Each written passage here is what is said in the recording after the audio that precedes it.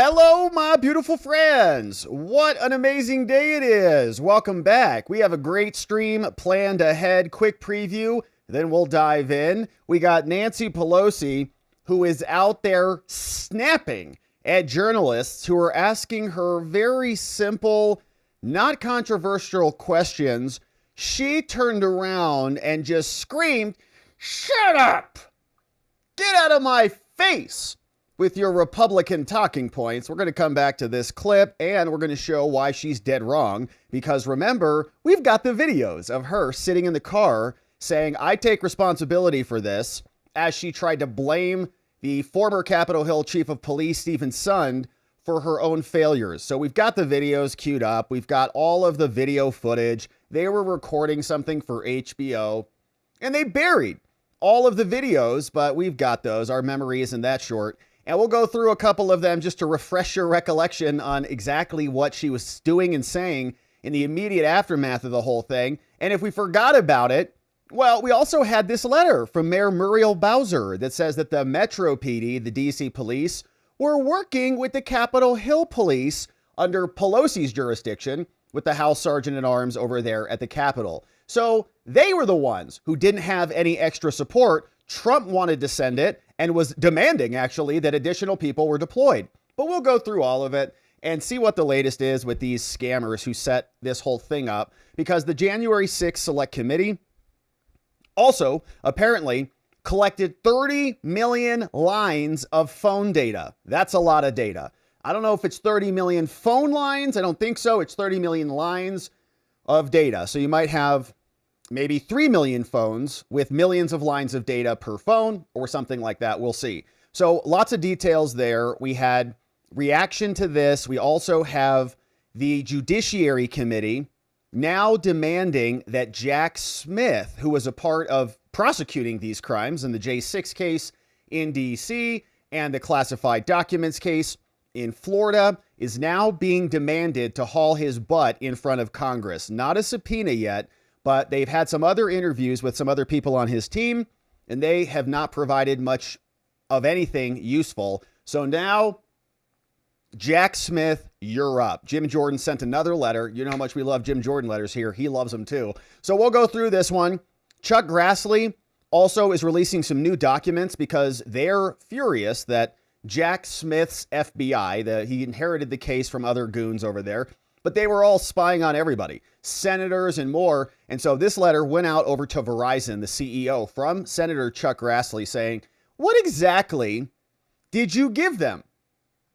Who exactly approved this? And what are the circumstances surrounding it?" So we've got some good stuff there. Meanwhile, you had these two, in my opinion, criminals getting together to have a conversation about their scam. And we had a great comment. We were talking about this morning. We were saying, what's a good analogy for these two people? Who are these people? It's like OJ and George Floyd or somebody talking to each other about avoiding criminal charges or something. Or John had a good suggestion. It's like Martha Stewart and Nancy Pelosi sitting together talking about insider trading. Well done, John. So yeah, these two, in my opinion, criminals getting together, talking about how they're not criminals and playing patty cake with each other. And to me, all it is a little bit of persuasion, not persuasion, persuasion. Before the event comes, you got to start persuading and setting the foundation. It's not my term. It's from Robert Cialdini. He would say that they're trying to get ahead of the story is another way to put it. So they're out there talking about it. We'll listen to a little clip. Obama is doing his pouty face again with a deep leg cross, man. I mean, that's deep. Okay. Bizarre. And Trump got asked about this today and he went on a tear saying, "Man, I hope this is just the start of something big." And we get all of the criminals rooted out of our justice system. Then we'll turn our attention over to Comey because we got some problems with Comey's lawyer that are very interesting. This was a great post by Svetlana Lokova, and she's pointing this out. She says, Patrick Fitzgerald, James Comey's new defense attorney, he rings a bell. Oh yeah, he shows up in prior Office of the Inspector General reports that are indicative of the fact that I hopefully have queued up here, right here, that Fitzgerald was actually receiving memos and other materials from Comey back in 2017. And so he was kind of in on it. May 14th, 2017.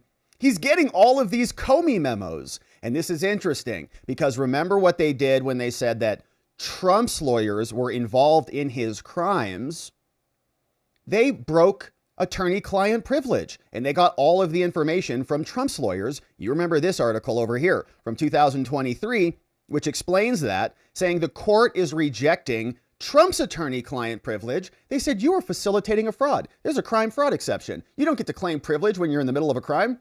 Well, how about now, Fitzgerald and Comey? How about we apply those rules? Over to you.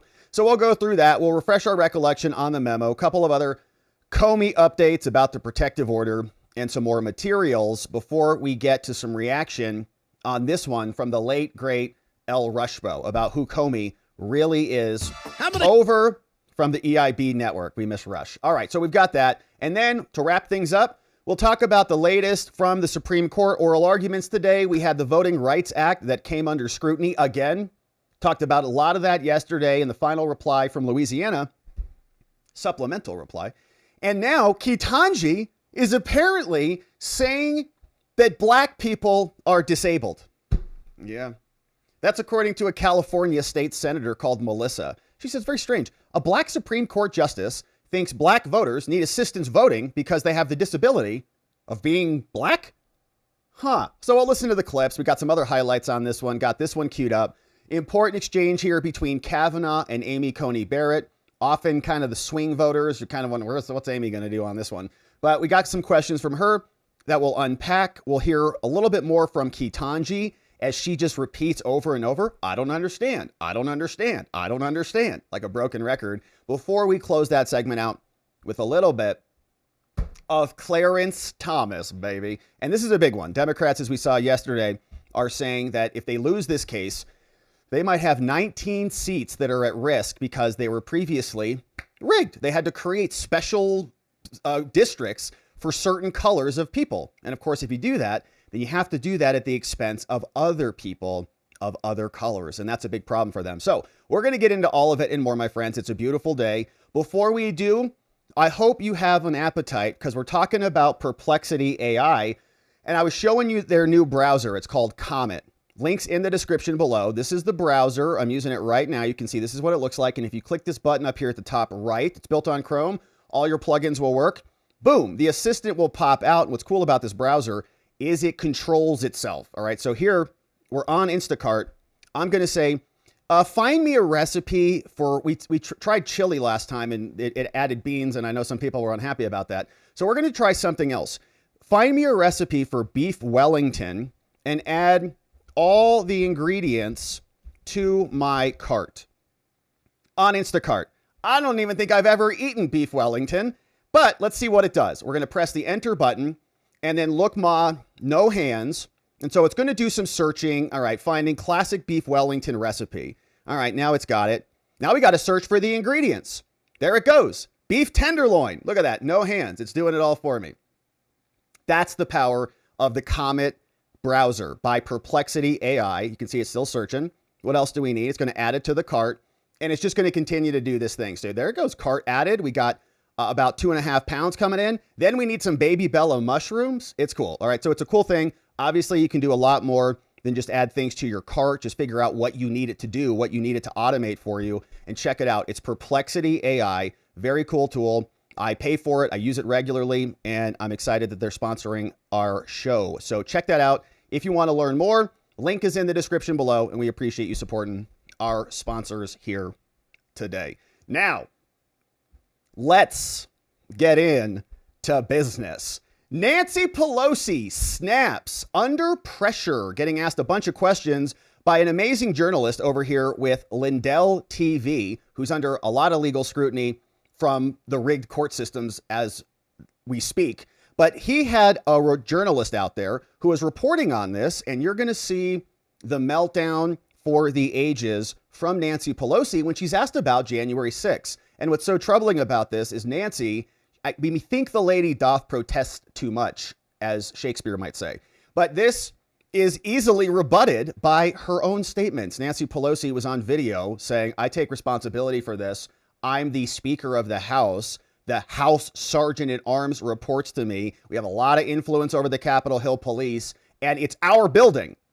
So clearly she's responsible for it. But what the J6 committee did is they hid all of these videos that people are now asking about. They buried them. Liz Cheney didn't want to include that in her fake committee hearings over and over again because it would have been damning to their case. Instead, they tried to blame Trump for this, like it was totally unexpected and Trump didn't want to secure anything, which is not true because Mayor Muriel Bowser sent a message to him, a letter on January 5th explaining, we don't want your National Guard here, okay? Chris Miller, acting Secretary of Defense, who was planning on deploying people, they said don't send them. So Nancy Pelosi is having to reconcile all of those bad facts. She was clearly responsible for the security of the congressional building, along with the House Majority Leader, Senate Majority Leader. But here is how this went down. Nancy Pelosi melting down outside of Washington, D.C. Congresswoman Pelosi, are you at all concerned that the new January 6th committee will find you liable for that day? Are you at all concerned about the new January 6th committee finding you liable for that day? Why did you refuse the National Guard on January 6th? Shut up. I did not refuse the National Guard. The president didn't send it. Why are you coming here with Republican talking points as if you're a serious journalist? It's the on American video. people want to know. We still have questions. Thank you. Congresswoman Pelosi. All right. So not only is the video clip just outstanding because Nancy Pelosi is so mad, right? That is finger in the face. Look at that. Oh, my goodness. That's like feral. I don't know if there's any spittle coming off. I don't think we have high enough resolution here. But, man, she is unloading. And she does it again. Watch. You see that right there? She almost gets like a little bit of air, right? She's like almost coming up. And look at that. Like her hair pops up. She's got like bouncing up. Shut up. Get out. Shut up. And just goes nuts. And here, let's watch one more time because it's just so good. January 6th. Shut up. I did not refuse the National Guard. The president didn't send it. Why are you coming here with Republican talking points as if you're a serious journalist? The American people want to know. We still have questions. Thank you. And that final smile is just the icing on the cake. She's like, I got it. That was so good. I couldn't have asked for anything better. Thank you, Nancy. That is going to go mega viral, and everybody's going to be talking about it on the live streams tonight. So that's exactly what we're doing. And amazing get from this reporter who is asking the right questions. And you know those are good questions when it causes a reaction. I mean, she is coming off of the ground right there. Shut up. Get out of here. So upset about it because she knows she's responsible for it. She said so on the videos that Congress got their hands on that Liz Cheney tried to bury. Remember this report, August 28, 2024. We have a new January 6th committee that is now being formed to actually investigate what ultimately happened and not just be an illegally constituted cover-up committee, which is all it was. Remember, Nancy Pelosi was supposed to follow H.R. 503, the authorizing legislation that created the committee that had a bunch of rules about how it would be constituted and so on and so forth. And she just ignored it. Didn't like Kevin McCarthy's nominees, so kicked all the Republicans off. There was no real minority body at all. She just appointed Liz Cheney and Kinzinger and called it a bipartisan committee, appointing them in violation of the own authorizing legislation, which said it had to have 13 members. It didn't. It had 9. And she just made it up. So the whole thing was illegal according to their own rules. And then it was corrupt in its actual constitution, its actual production. Constitution was illegal. The production was also corrupt. And they found a bunch of additional materials. We'll take a look at some of the videos here. But today, back then in 24, just to refresh our recollection, yeah, the Committee on Oversight is publishing new documentary footage that was recorded by Alexandra Pelosi on January 6th. And it was finally produced to HBO. Now, the bulk of these new videos show that then Speaker Nancy was repeatedly saying, I take full responsibility. She also discussed the firing of Capitol Hill Chief of Police, Stephen Sund, who wrote a great book about this, by the way, and is a real hero explaining the truth of what happened on this. He said that they sent the National Guard to their own houses, Okay, so all of like the military leaders and all of the government oligarchs, they sent security to them, but didn't send it to the Capitol. Why is that? Well, we know why. So she was blaming him, and she stresses, and Paul Irving, still she says that blaming anyone besides Trump would be a diversionary tactic. Yeah, right. We have totally failed, she says. We have to take some responsibility for not holding the security accountable for what could have happened, said repeatedly in the videos. Oh my God, I cannot believe the stupidity of this, and more. Now, Liz Cheney and Benny Fishing Thompson had this footage, but they did not release it publicly because it was damning to their case. And they did not archive this footage at the end of the Congress or give it over to the Republicans. How come? Isn't it relevant? Aren't these videos of Nancy Pelosi inside the Capitol important for the public record? No, it wasn't, because it was damning to their case. So they deleted it. The Republicans went and had to go directly to HBO to get the footage. So when people ask that question, it's like, well, the J6 committee deleted their evidence. No, they didn't. What did they delete? Right here, the Nancy Pelosi videos, the HBO videos. They're clearly relevant. They show her inside the Capitol. Why didn't you release those? Because it didn't serve their narrative. But we now have the videos. Here was one, and I don't know if Nancy Pelosi remembers this. Maybe somebody should play this for her before she starts screaming obscenities at journalists who are asking questions in America. We have a free press. They had to recess the session. It's a complete victory for McGovern's in the chair now, and they're proceeding. Who's in the chair? Mr. McGovern.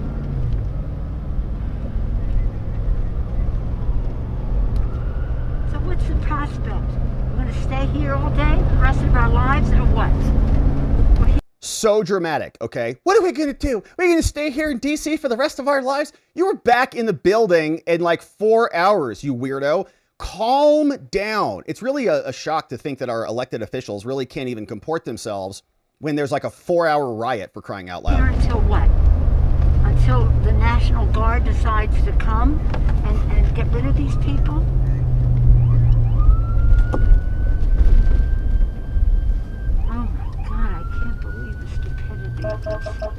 Say it. And I take full responsibility. Oh my God, I can't believe the stupidity of this. And I take full responsibility. Yeah, you should take full responsibility because you were in charge of the security for your own building. You're the Speaker of the House.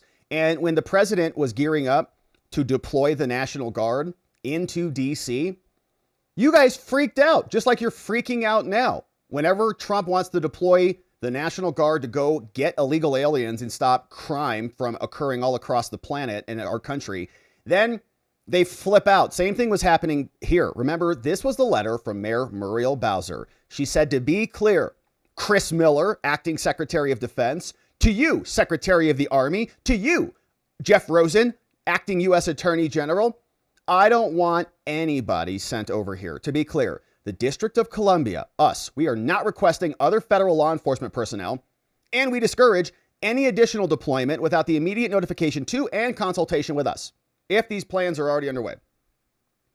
We are well trained and we're well prepared to handle this, signed by the mayor of DC. Obviously, that was a joke. And she, backing up, said, we have already worked with our federal partners. Oh, who's that? U.S. Capitol Police. That's Stephen Sund. And they have worked with us. That's the Capitol. So they're communicating. We're fine. We don't want the National Guard. And remember, they were saying, well, Trump is going to deploy the National Guard and then take over the country, institute a military dictatorship or, execute a coup or something like that. So they said, we don't want any National Guard. Perfect. That enabled them to distract a bunch of resources with their fake pipe bombers, probably Adam Kinzinger doing that or somebody. And then we're able to tap people on the shoulders, invite them into the Capitol, and then charge them all with crimes. And it was only 1,500 people, give or take, in the aftermath of the whole thing. And they spent years, and like all these FBI goons were like patting themselves on the back. We're doing such a great job fighting domestic terrorists and all these things, and traveling all over the country on field trips to arrest people in their homes, thinking they were doing a great job, not realizing the fact that it's pathetic. It's like 1,500 cases, okay? Major cities handle thousands of cases a month, and they turn this into the crime of the century. It's like a joke. So, and we've gone through the numbers many times. So Nancy, of course, we also had this clip. There's a bunch of these videos. Here's just another one. We can only take so much Pelosi. But remember, this is how her demeanor was. This is how our elected officials act when they are under a tiny bit of pressure on January 6th. This way by not being ready.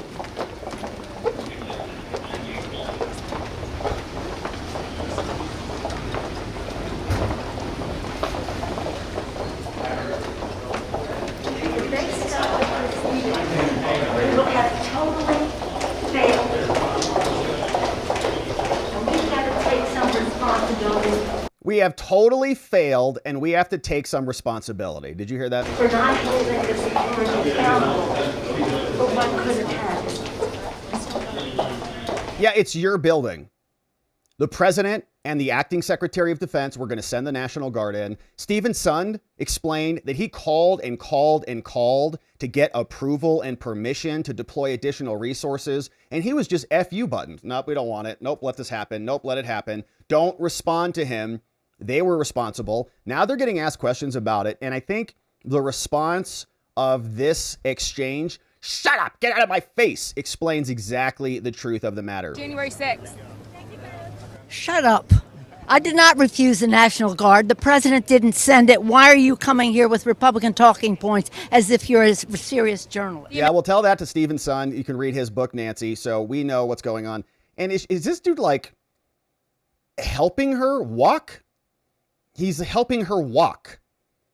Okay. It's like, all right, just, somebody get her a cane or a walker. I don't know what's going on. Like, why do these people stay in these positions of power when they just can't even move themselves around? It's like, and we have a lot of love and respect for our elderly senior citizens. We love them and have tremendous respect for them. And I think that it's important for society to respect our elders because they've got more life experience in many cases than us. But they also should be able to walk down the steps of Congress without Secret Service acting as their guide dog. All right, so that's Nancy. Now, she's been busted, obviously, and she's freaking out about it because they are releasing documents like this. Chuck Grassley also is now explaining that the January 6th setup parlayed into a bunch of criminal investigations, like the January 6th case and other cases like the classified documents case, whatever they could do to try to take out their political opponent, to sideline him, put him in jail, bankrupt him, throw him off the ballot, whatever it took to keep him from winning again. That failed big time. But here is Chuck Grassley releasing this today. He said, Tim Tebow, the anti-Trump agent who violated the Hatch Act, opened Arctic Frost with other partisans and then gave the case to Jack Smith. And remember, Jack Smith was supposed to be a special counsel who was going to come and do his own independent investigation so that there's no influence and corruption from the Biden DOJ. That's the whole point. You're independent. You're special is the thesis. And that's what they kept selling us, right? But we all know he actually isn't an independent counsel. That whole statute's gone, and that whole framework he's not independent. He works for Merrick Garland, who's in the Biden administration. And when we had arguments about disqualifying Jack Smith because he's not even a real boy, he had a very difficult time in the DOJ explaining exactly where he was. Is he independent? Is he under the executive branch? Can Garland fire him? What's going on here? Is he even fill out his oath paperwork appropriately? Like, who is this dude? He's over from the Hague. No one knew. But none of that was true. And they kept telling us that. Well, an independent counsel, special counsel. No, turns out corrupt FBI agents, in my opinion, like Tim Tebow, handed the case to them and said, we've already been setting this up for like years now. So here you go. Says, don't let the legacy media fool you, says Chuck Grassley. Arctic Frost from the FBI was partisan from the start. And here's some emails that Chuck Grassley shared today. This one is from Timothy Tebow, Washington Field Office, FBI. He says, perfect, responding to this message. Michelle says, hey, Tim. They call him Tim. Attached is a list of the electors. In addition, we're also listing Trump. Donald Trump for President, Inc., John Eastman, Boris Epstein, and Rudy Giuliani in the case opening. Thank you. He says, oh, that's perfect. I hate those guys. They're Republicans. Perfect. Another email says, here is draft opening language we discussed. Tim said, Michelle, if you decide to work the case, please reach out to Jonathan Crabb if you require additional info, and you can begin adding to the draft as needed.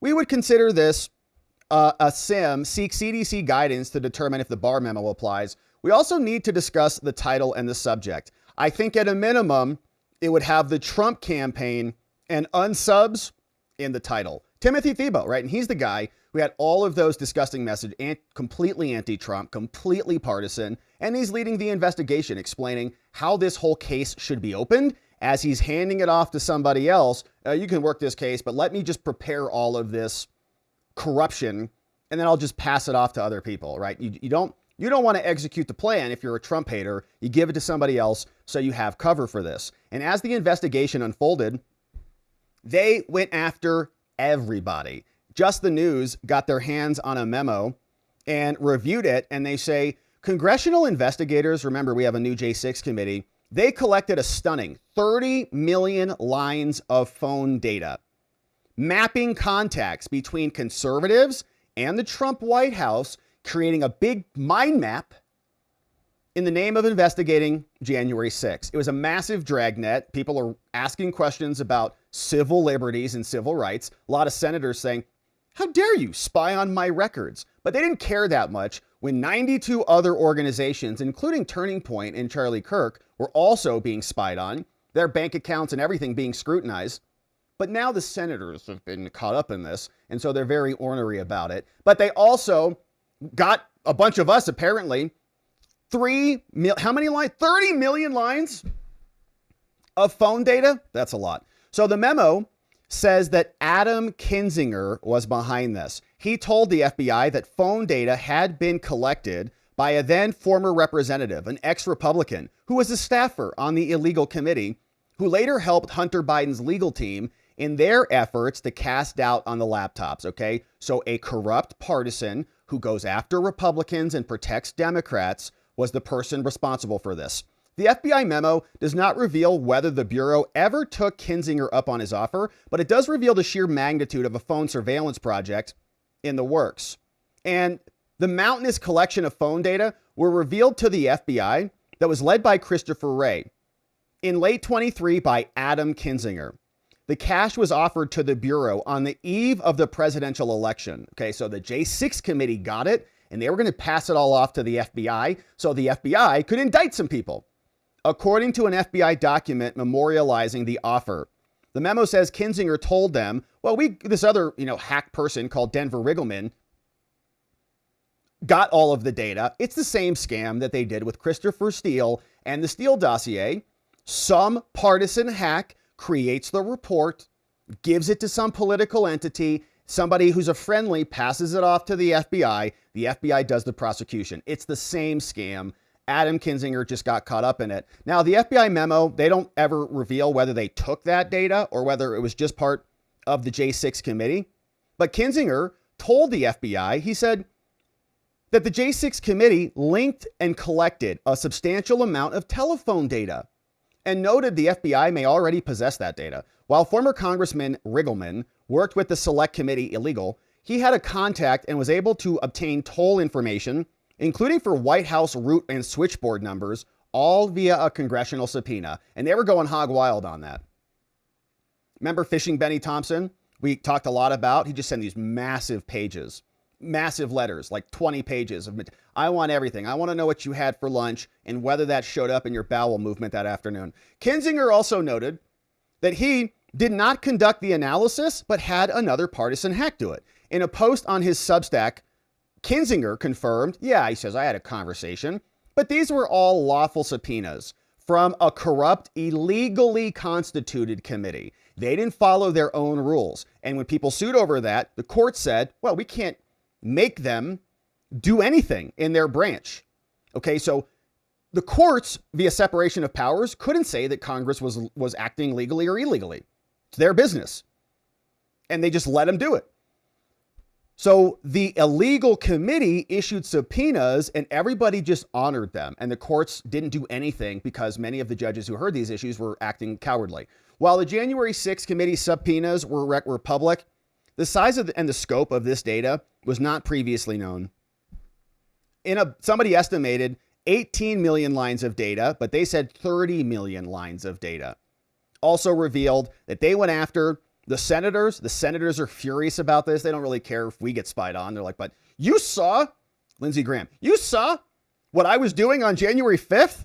Zelensky came over that night. So now Congress is looking into things. So we've got Jack Smith, who is getting some scrutiny from the Judiciary Committee. And it's Jim Jordan again, baby. He loves drafting letters. We love reading them. Thanks, Jim. And he sent this one over to Jack Smith. We'll see what happens to it and whether Jack Smith appears and says anything. But they write over to Jack. They say, all right, Jack, listen, we've been working hard on this. Okay, we've already done 2 interviews with Thomas Wyndham, another senior assistant to your hack team that was taking over the case from Timothy Thibault and prosecuting everybody in conjunction with the January 6th committee and the Biden administration. So we depose Thomas Wyndham, who is on the case, and also the other guy that we've talked a lot about here, Jay Bratt. And we've got those depositions, and we may read through them this week if there's interest.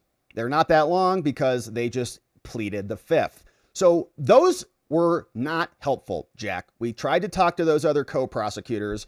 They didn't say anything because they're freaked out about this. Like, oh yeah, we were definitely trying to take Trump out. So they just shut up. So now we have to talk to you. So hopefully you come in and talk to us, Jack, since you're a civil servant and a public servant and all the things. They write, all right, Jack, listen. Since the beginning of this Congress, we have conducted oversight of operations by your office, the Office of the Special Counsel that you led. Specifically, you and your team's partisan and politically motivated prosecutions of Trump and his co-defendants. Now, among the disturbing tactics employed in that prosecution by you, your team sought to silence President Trump by restricting his public statements about the case. As we covered here, Trump was gagged. So will Comey be gagged? Will Tish be gagged? Conducted an unnecessary and abusive raid of his residence where they went through Melania's drawers and Barron's drawers, these disgusting FBI agents exploiting the law because they hate Trump, attempted to improperly pressure defense counsel Stanley Woodward, got abused by Jay Bratt. Hey, Stanley, just have your client Walt Nauta just, implicate Trump, and then you'll become a judge in Washington, D.C. We can make that happen for you. Remember that? With the promise of political patronage, and they also manipulated key evidence in the investigation, moving all the files around, putting fake cover photos on there, leaking these documents to the media, and perverting all of the evidence. They pulled the boxes out. The boxes were in different order. Nobody knew what happened. Some were taken out. Placeholders were put in. It was a disaster. These actions undermine the integrity of the criminal justice system, Jack, and violated the core responsibility of federal prosecutors, which is to do justice. Now, as the committee continues its oversight, we need your testimony to understand the full extent of how Biden and Harris weaponized federal law enforcement. Now, to date, Jack, the committee has done some interviews with some of your hack colleagues, including Jay Bratt, J.P. Cooney, and Thomas Wyndham. Now, in addition, we've also obtained internal FBI documents, that show the FBI, with the likely involvement of prosecutors that were later assigned to your team, that they went and they surveilled Scott Perry, a representative, prior to seizing his cell phone in a stunning breach of constitutional separations of powers. Your abusive surveillance of a sitting member of Congress did not stop there. Earlier this week, the FBI, at the direction of Kash Patel, released an alarming document showing that your team requested and obtained private phone records for at least 8 senators and 1 representative during your scam investigation called Arctic Frost. These documents reinforce the conclusion that your office conducted politically motivated investigations. Yeah. Now, although the committee has learned new information from these interviews, several members of your team failed to fully cooperate with our inquiry. You're kidding. Public servants, lifetime public servants, career prosecutors at the DOJ, all pleading the 5th and not talking up to Congress about anything. For example, during a transcribed interview with the committee, former senior assistant special counsel Thomas Wyndham, who was all over the case, we read many motions signed by Thomas Wyndham, one of the smarter ones of the bunch. Jack didn't do much of anything other than act as a figurehead. Jay Bratt was, I think, the in-person person. And Thomas Wyndham wrote a lot of the more, technical stuff. But they brought him in here. He relied on overbroad and unreasonable interpretation of grand jury secrecy protections. I can't talk about that. That's all protected by the grand jury.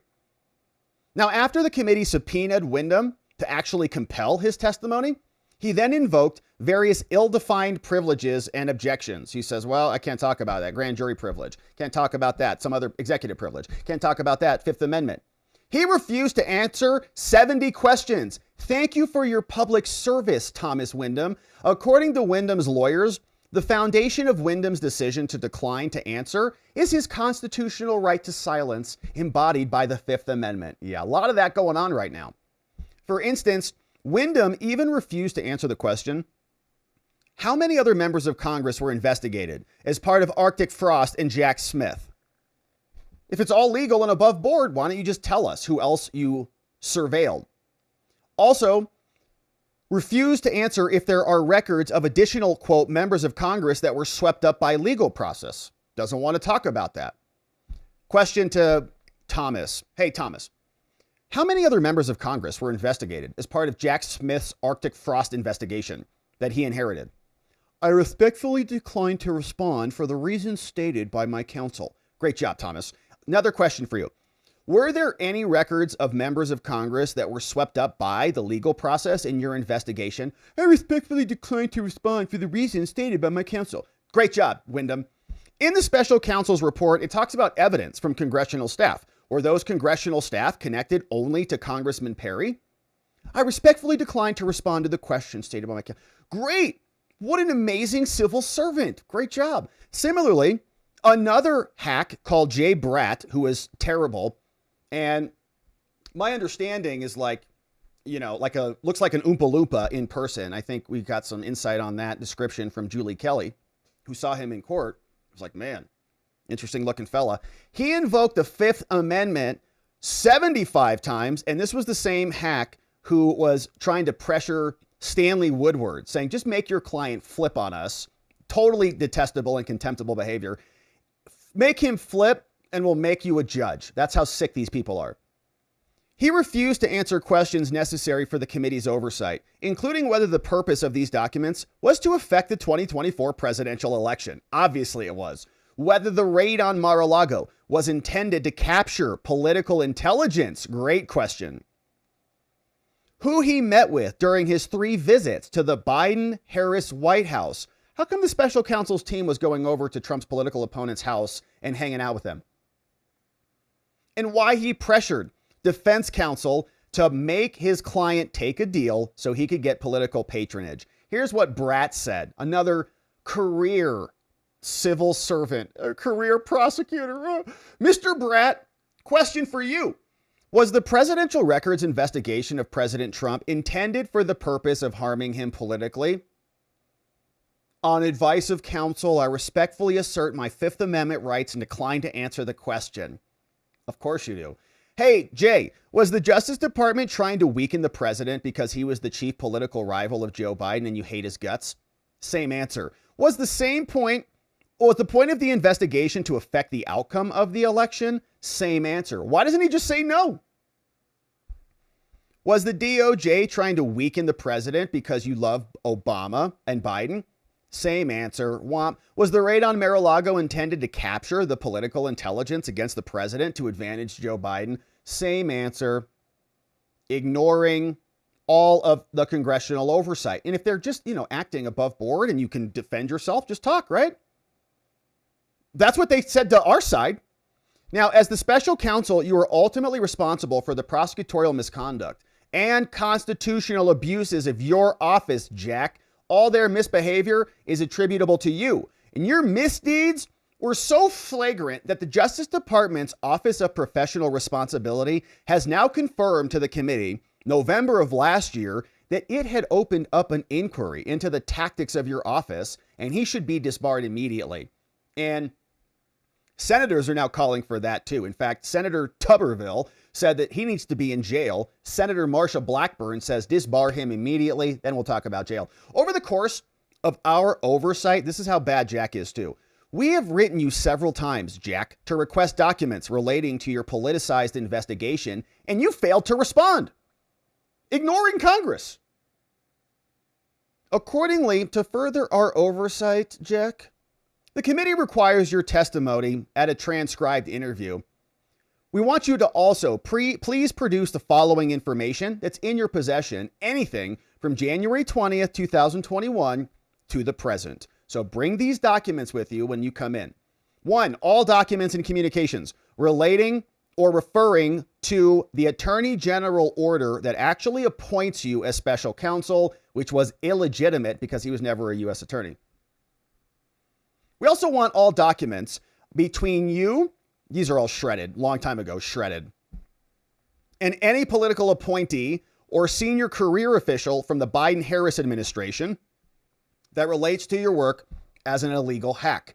And all documents and communications that you sent or received during your service relating to your works. Yeah, I'm sure just like Andrew Weissman, there's like, I can't remember the password on my phone. Oh, got it wrong again. Oop, got it wrong again. Oop, got it wrong again. Everything gets deleted. Isn't that interesting? Hey, Jack, please produce this material no later than October 28th. All right. And pursuant to the rules, we're authorized to conduct oversight. So thank you for your prompt attention to this matter. Jim, not sure you're going to get much from him. Think the next appropriate step is going to be a subpoena. And this is where they're going. I know we kind of make fun of Jim and James and the rest of them for all their letters, but they do have to go through a sequence. I mean, to be fair to them, right? So you want to come in voluntarily? Nope.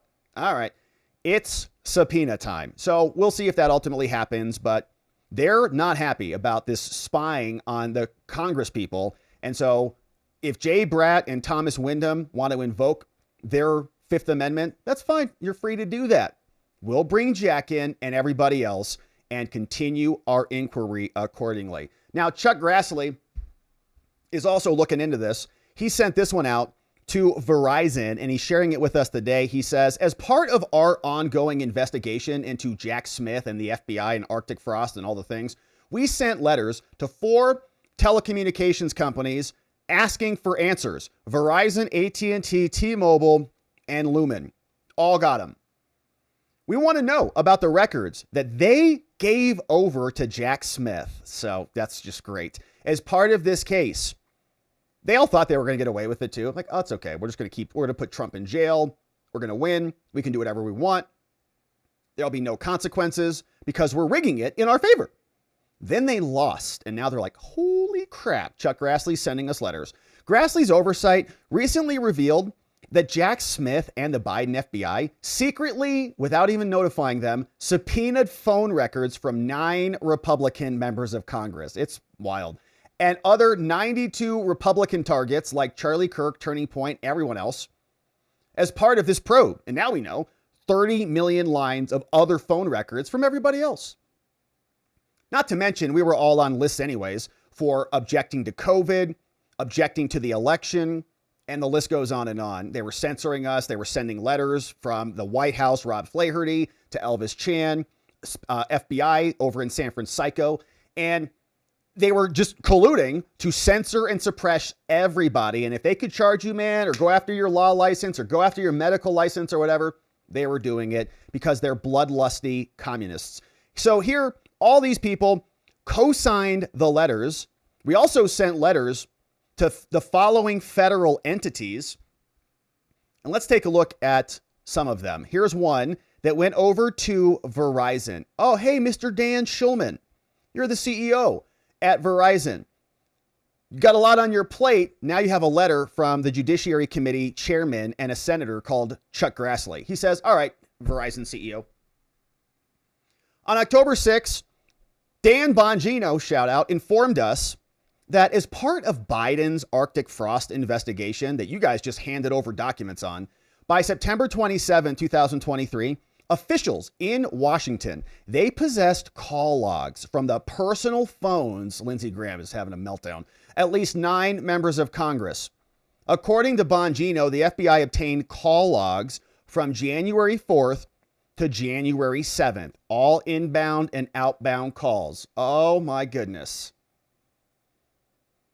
From their personal phones, from the affected members' phone carriers. Below is a snapshot of the FBI's document listing the members that Jack Smith targeted. Mike Kelly, They're all probably good. Marsha Blackburn's good. Cynthia Loomis, Ron Johnson, stand-up dude, Tuberville, Sullivan, Hawley, Bill Haggerty, Mike Kelly. Yeah, Lindsey Graham. He's like, man, I don't know. By law, the senators' offices retain possession of their Senate data from both dual use and Senate-specific devices, and service providers don't acquire any of that data. That's interesting. Okay. So, like, in other words, the communications companies should have had their legal teams probably look at this and fight it. It's in the U.S. code. You don't have a right to go get all of that. By law, we retain the possession of all of the data. And moreover, no court order or provision of law can prevent you from notifying senators of any legal process that sought disclosure of any Senate data transmitted on any devices relating to their offices. Even if the phone numbers above do not fall into those categories, there are serious constitutional questions that those communications are still subject to constitutional protections, and you shouldn't have just given it all up. Indeed, the time period that Jack Smith focused his secret efforts to get these records from constitutional officers, it falls squarely within a core constitutional duty. Certification of the Electoral College. That raises a reasonable concern that calls, texts, and emails may have been acts consistent with the duties of the office. Okay, it's like a big important time, and they're sending a lot of messages, and you're gobbling those up. Those are official communications, and you shouldn't have just given those out to the Biden administration. They all did because that was their team, and they didn't want to anger them. And, you know, it's hard when like Zuckerberg, many of these people, I think, willingly kind of bent the knee. Now they're like, no, I got a lot of pressure. You know, sorry, we screwed up. Yeah. Okay, Zuck, like, we know you donated like $400 million to help the Democrats. So don't like act like, oh no, I had to buckle to the pressure from the White House. I'm sure that is true. And I'm sure he was trying to buy political favor. I don't know if he's actually a communist lover or not, but it was for a political end, right? So, you know, the mea culpa thing just doesn't carry much water with us. But the Verizon company, AT&T, all of them. Oh yeah, you need some Republican data? Sure. Here you go. They ran this by their lawyers, and their lawyers were like, yeah, just give it to them. It's sitting senators. There should be an inquiry for all of these people. Accordingly, we request the records of all requests or orders made by the DOJ, and they better give it to them, or we're going to haul these CEOs right into Congress, or any federal law enforcement agency to you. Any materials that you got, legal process, all data, all the things about any of these members, give it to us. Please answer the questions. Did the subpoenas that you got from Jack Smith and the Biden DOJ for the affected members' toll records, did they seek the information by name or by phone number? Like, did they have their number? Because if they got their number, then maybe they got that number from another message of somebody who's an actual criminal. It's like, well, this criminal did something bad and he's texting a senator. They get the number, backtrace the number. They're like, oh, dang, that's Lindsey Graham. Or did they just want the names? So were they kind of backing into this by saying, well, we saw them together at an event. We still don't know what the commonality is between these 9. Why were they the ones being targeted? We'll see if we can find that out. Did the DOJ or the FBI, Verizon, Mr. CEO, did they place your company under a gag order so that you can't even tell the senators about this? Or other non-disclosure requirements? Why didn't you notify us? And if yes, on what basis? Is the gag order still in place? Do you have other records that you're not telling us about or that you've handed over? Provide copies of all gag orders that your company received, both through legal process and informally, related to the affected members. And if not, why didn't you notify us that you gave our records to the Biden DOJ, the opposite political party? What data or information, this is a big one, from the affected members was ultimately provided? What did you give to them? The overseas numbers too. Include the date of the request, the date of the data, and whether there were any notifications. Did the DOJ or the FBI seek content? Not only did you call this person and when and how long was the call and where did the call originate from and all the things, but what about the content? Did you get a request for that? If so, you better let us know. Were there any notifications? Were there other members besides these 9 that we know about that were the subject of subpoenas? If so, let us know. And big question, did you challenge this on any grounds? Like, did your lawyers look at this? Or it's like, oh, sure, we hate Lindsey Graham or Tommy Tuberville at all? Or did you just voluntarily give it because you had a dog in the fight? Please explain and note the outcomes. And if you didn't object, why not? And which company officers approved the release of this information to the government? We want names and the names of the lawyers who approved it and said, no, yeah, it's totally in compliance with the law. Give it to them. Who were they? Given the urgency and seriousness of this, we want you to provide this information no later than October 25th, signed by a bunch of senators. Grassley, Johnson, Blackburn, Lindsey, Hawley, Hagerty, Loomis, Sullivan, Cornyn, Tuberville, Lee, Cruz, Kennedy, Tillis, Schmidt, Tillis is on there, Britt, Moody, and Mike Kelly, a U.S. representative, all saying, Verizon, AT&T, and the rest of you, let us know what these people were up to. And we want the names of the people who approved it so that we can haul them into Congress. Now, here's more. Jack Smith and another criminal co-conspirator, in my opinion, called Andrew Weissman, who is on the Mueller team, who deleted all of the communications by being so dumb. He just entered the phone password in incorrectly 20 times. The phone deleted. And that happened to a bunch of other people in his office. They all just got amnesia and suddenly couldn't access their data. And now it's gone. Isn't that interesting? So what happens here is Jack Smith comes out, and these are 2 people who hopefully are indicted soon. And I mean that seriously. They're bad dudes, and they weaponized our justice system, and they belong in jail.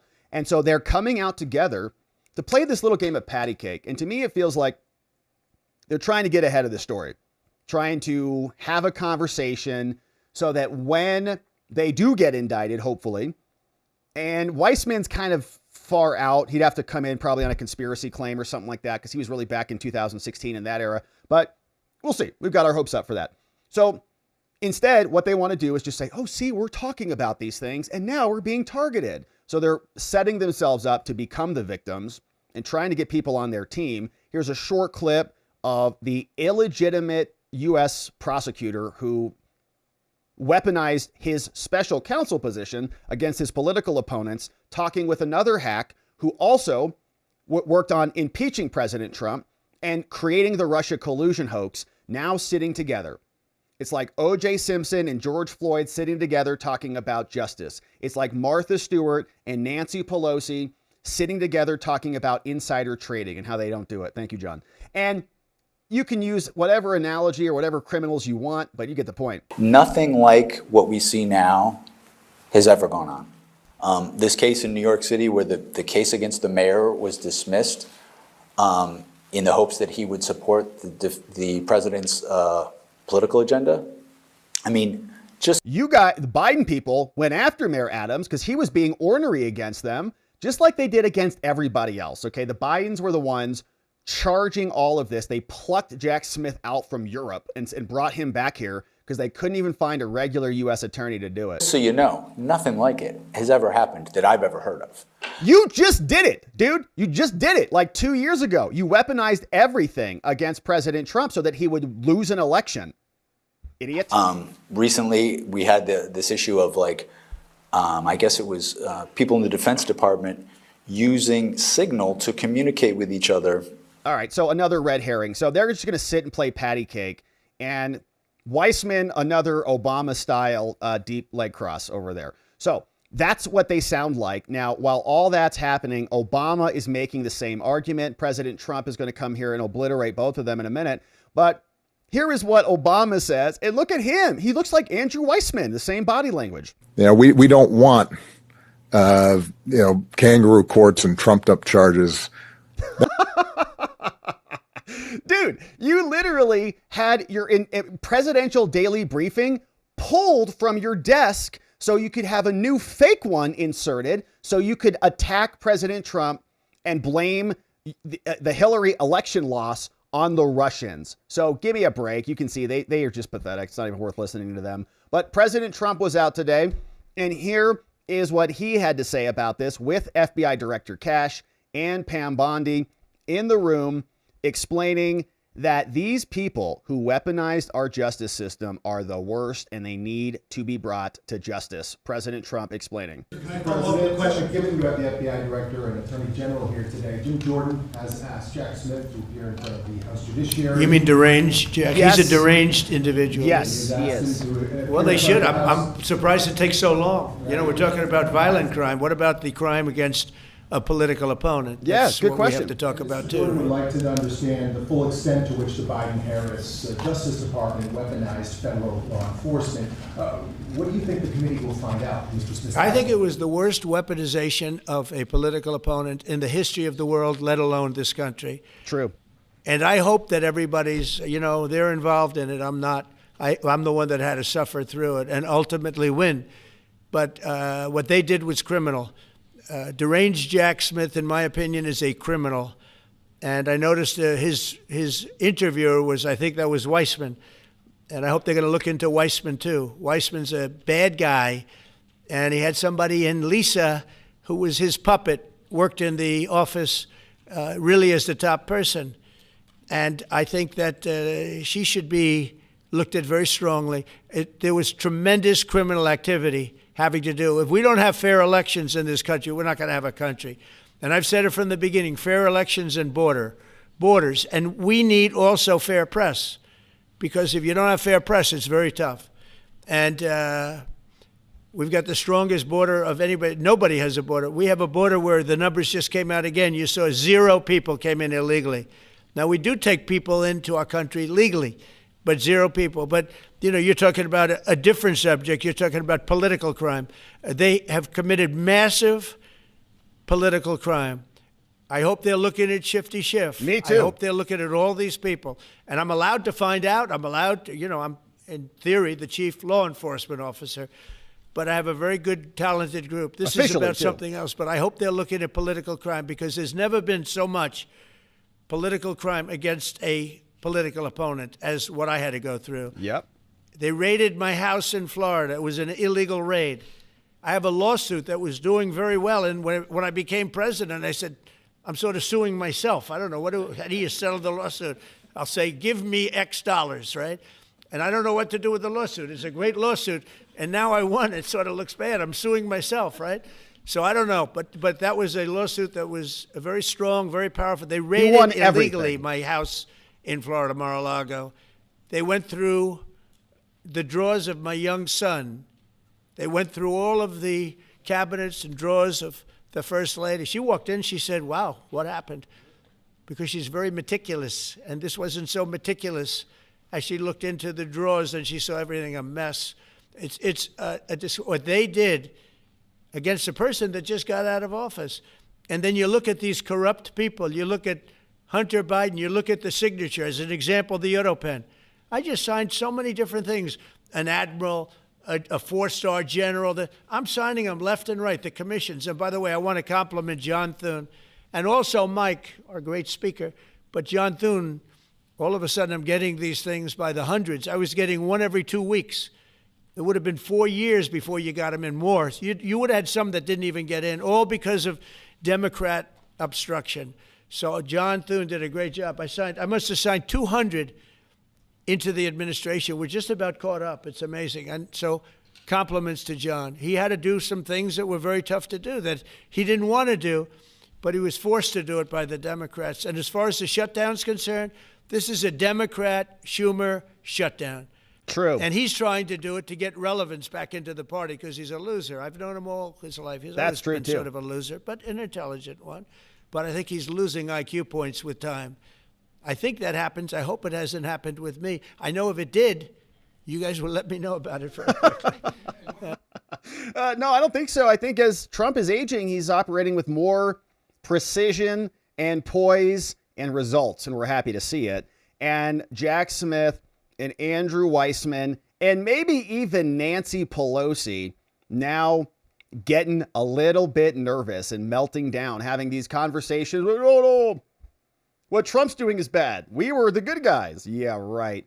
And Nancy can't even take it She gets asked a simple question about what she said on video, and she says, "Shut up out there." Shut up. I did not refuse the National Guard. The president didn't send it. Why are you coming here with... Go read Stephen Sun's book. Yes, you did. You wanted all this to happen, and now you're getting caught for engineering a coup, and we're excited to watch it all happen. Hopefully she's indicted with the rest of them. We'll be here continuing to cover it. All right, now, my friends, let's talk about another corrupt hack, shall we? Got a bunch of them here today, as usual. And so let's get into this one. A very interesting post over here.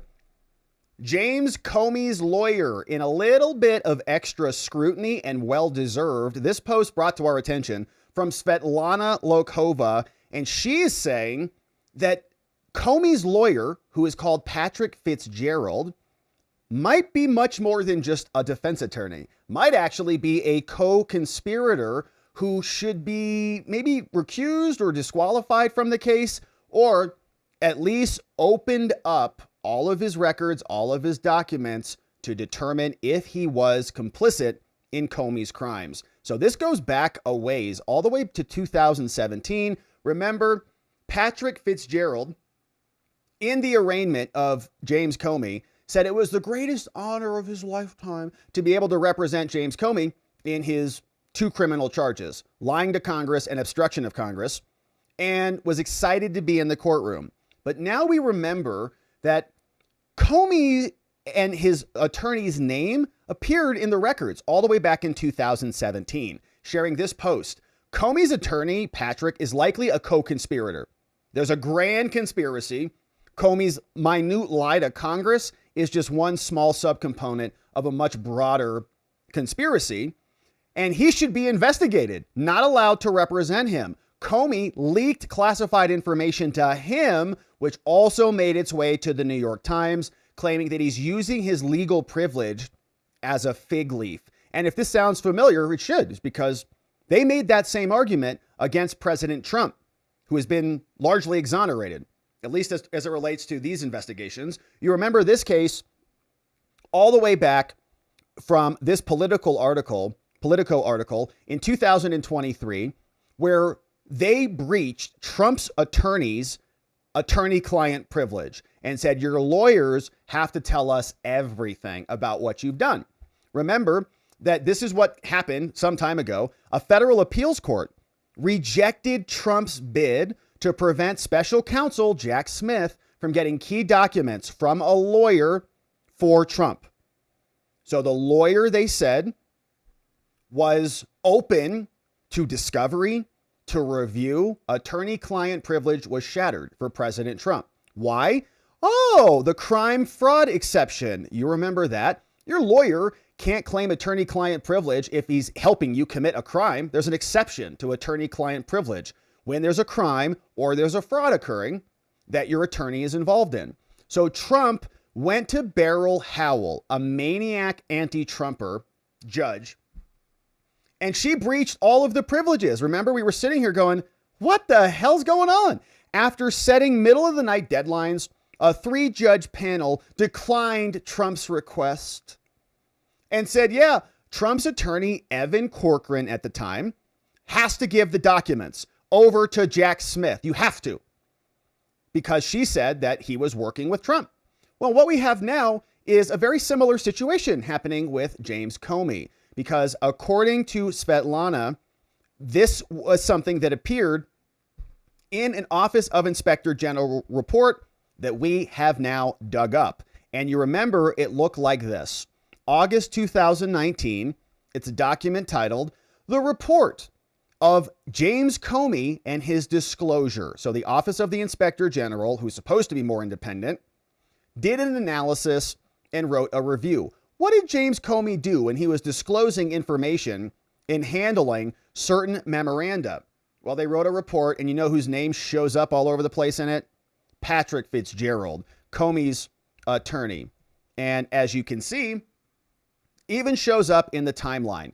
Comey was writing memo after memo and then sending them all out. Here's some more background.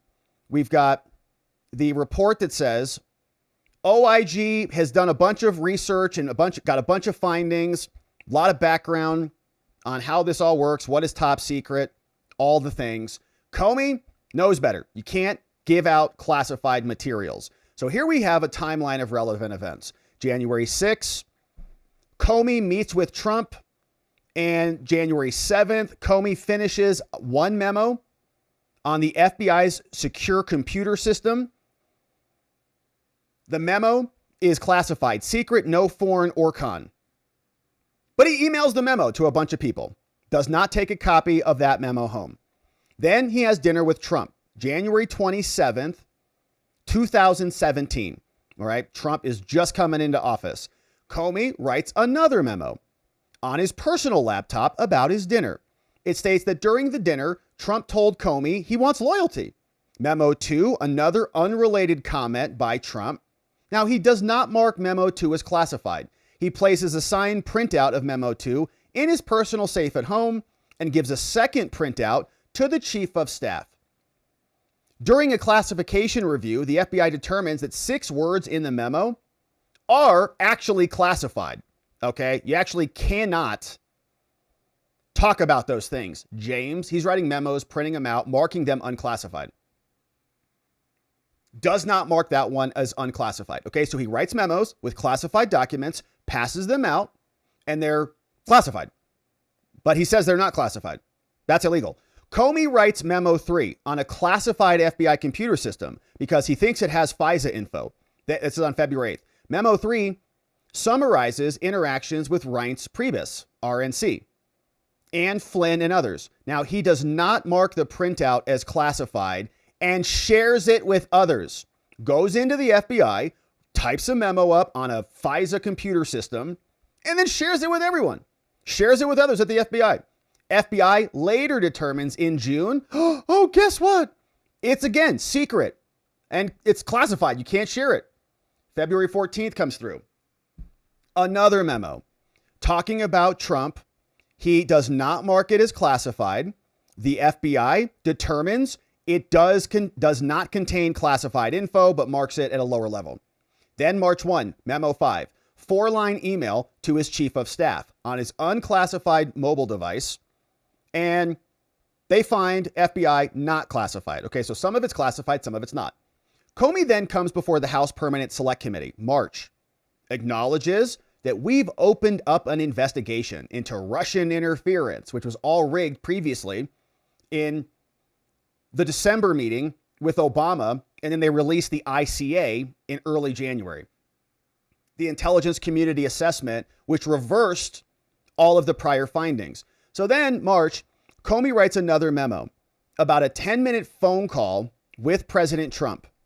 Comey gives a signed printout to his chief of staff and takes a second signed printout home. Does not mark it as classified, and they say it's not classified, but they mark it as FOUO. Comey then drafts Memo 7. 2-paragraph memo, summarizes another meeting.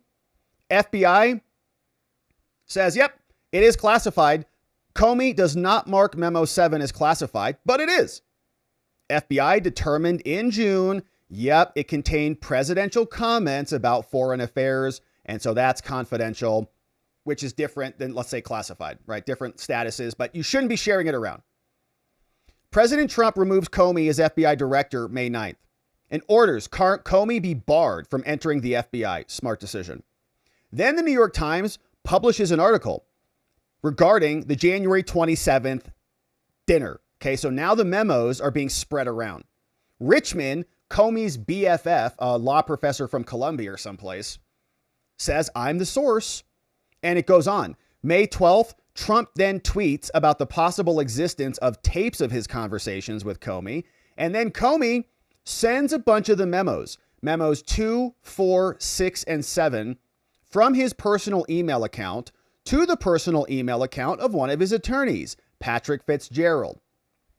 Before sending, Comey redacts the second paragraph from the memo involving foreign affairs because Comey deems it irrelevant. Then on May 17th, Fitzgerald, the now lawyer, okay, so he was involved in these emails and these memos. And the question, of course, is did Fitzgerald leak anything to anybody? Was he getting these memos and passing them on? In other words, he's complicit in the leaks? Sounds like it might be a crime. Sounds like there might be a fraud there. So maybe we should also be allowed, since the precedent has been set with President Trump, to breach the attorney-client privilege of this attorney, Patrick Fitzgerald. So they can look at all these emails, all the messages back and forth, and just go see what was going on here, just like they did to Trump. He forwarded those to other attorneys. Then Comey also sent a digital photograph of Memo 4. Comey asks Richmond, will you please share this? Share the information, but don't share the contents. Leak it to the New York Times. Give it to a particular reporter. Comey is such a piece of work. Then Rod Rosenstein appoints Robert Mueller as special counsel. What a joke. FBI conducts a classification review, determines that Comey did classify the memos. Memo 1, which Comey did not share outside the FBI. Memos 4, 5, and 6 are FOUO, and that portions of memos 2, 3, and 7 are classified. Memo 2 had 6 words. Memo 3 had information about sources. Memo 7, you get the point. Then in June, FBI begins the process of recovering or deleting the memos from the computer systems of Richmond, Fitzgerald, and Kelly, a process that is completed in January 2018. Okay, so we've got a lot of questions about this Fitzgerald person. A lot of leaks are happening at this time. He was getting memos, some of which presumably are classified or at least in that arena, being sent over to him, and he's passing those out as well. So is he also transmitting classified information? Seems like there needs to be some discovery on this, and an investigation should take place, just like they did with Evan Corcoran, Trump's attorney. And the precedent has been set. Thank you, Beryl Howell, for that one. If there's a crime or a fraud that's worth investigating, the crime fraud exception applies, and you don't have attorney-client privilege. So we'll see if that ultimately comes to fruition. We know that the Comey team is going to be filing a motion to disqualify Lindsay Halligan. We've already seen this, saying, please take notice from James Comey's lawyers that we're going to try to disqualify Lindsay Halligan. And so that motion hasn't hit the docket yet, but they're telling us they're going to file it. But Lindsay Halligan is interesting. An argument to disqualify her. She's an acting U.S. attorney there, not Senate confirmed yet. But Patrick Fitzgerald, the attorney, may very well be a co-conspirator in the case. And so we are going to keep our eye on the Comey prosecution. We came across this clip from the Clay Travis and Buck Sexton show, the guys who inherited Trump's time slot. And they dug this clip up from us where President Trump is explaining Rush Limbaugh is explaining exactly who these people are. Communists. How many of you have thought, if you've thought about it, how many of you have heard or thought that James Comey was a lifelong Republican? I have. I've always thought that James Comey was a lifelong Republican. I've been told that James Comey is a lifelong Republican. Turns out not to be true. Are you aware that James Comey used to be a communist? In a 2003 interview with New York Magazine, James Comey said before voting for Jimmy Carter in 1980, he'd been a communist. He admitted, I'd moved from communist to whatever I am now. Now, we know that John Brennan, Obama's CIA director, was a communist, or at least had voted for the Communist Party. But I had never heard this about Comey. Now we find out that under Obama, the CIA director and the FBI director both had histories of not just flirtation, but serious immersion into communism. And like the KGB always said, no one ever leaves the KGB. Nobody ever leaves this way of thinking. Communists live on in perpetuity. That's their whole endgame. It's the slow march through the institutions, as they like to say. It's subversion of the old way in favor of their communist utopia. And now Comey and his lawyers and the rest of them coming under scrutiny for their crimes. We're happy to see it. And we hope that the DOJ gets this message and hears what Svetlana and others are talking about, that Comey's lawyer may be in the middle of a conspiracy, and the crime fraud exception must apply, and so discovery is in order. We'll keep our eye on this one, my friends. Thank you for subscribing and joining as we do. All right, we got one final segment on the day. This is an interesting one. They're disabled, is what Ketanji said today in the Supreme Court oral arguments about voting rights, and a very important decision that will come down. Democrats freaked that if the court finds that the Voting Rights Act is unconstitutional, at least as it pertains to creating racially gerrymandered voting districts, they might lose 19 seats, and they're not too happy about that. So Ketanji was extra Ketanji today, and Senator Melissa Melendez shared this. She's a state senator over from California, 28th district, retired, says a black Supreme Court justice thinks that black voters need assistance voting because they have the disability of being black. Ketanji, who is also a black woman, pretty sure, although we sometimes get confused about this because that's what Kamala Harris said too. She says they don't have equal access to the voting system because they're disabled, which I think is the same argument that Kamala Harris was making about voter ID. I'm thinking of it, of the fact that remedial action, absent discriminatory intent, is really not a new idea in the civil rights laws. And my kind of paradigmatic example of this is something like the ADA.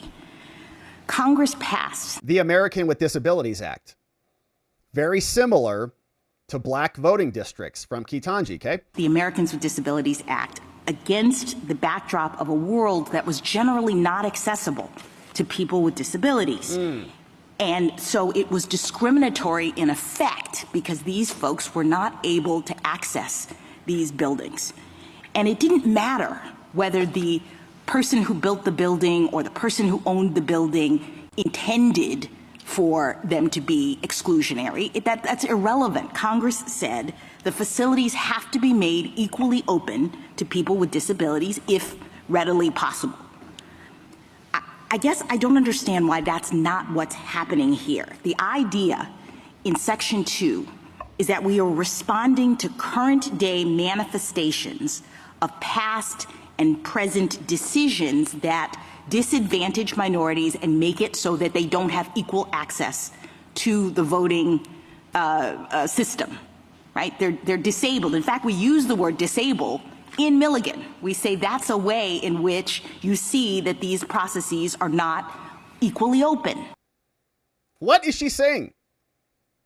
Like black people need ramps to get into the polling place or something? I'm not sure. Do they need guardrails or handrails to go cast their ballots? I don't really know exactly what she's saying. I don't think she does either. So it's an interesting comment to analogize a racial group with the ADA, which is about access to buildings in many cases, versus access to the polling locations. So should we create districts for disabled people? Is that her argument?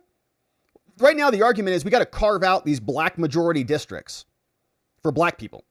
And you say, well, that's interesting because the state is only so big. So if you carve it up for one particular group, then it's in opposition to other groups. Because if you carve it for the black people, you don't carve it up for the Hispanic people or the disabled people, or maybe the L's and the G's and the B's and the T's and the Q's and the I's and the expialidocious people. Maybe they all want a group. Why don't you carve it for them? Or the white Christian men.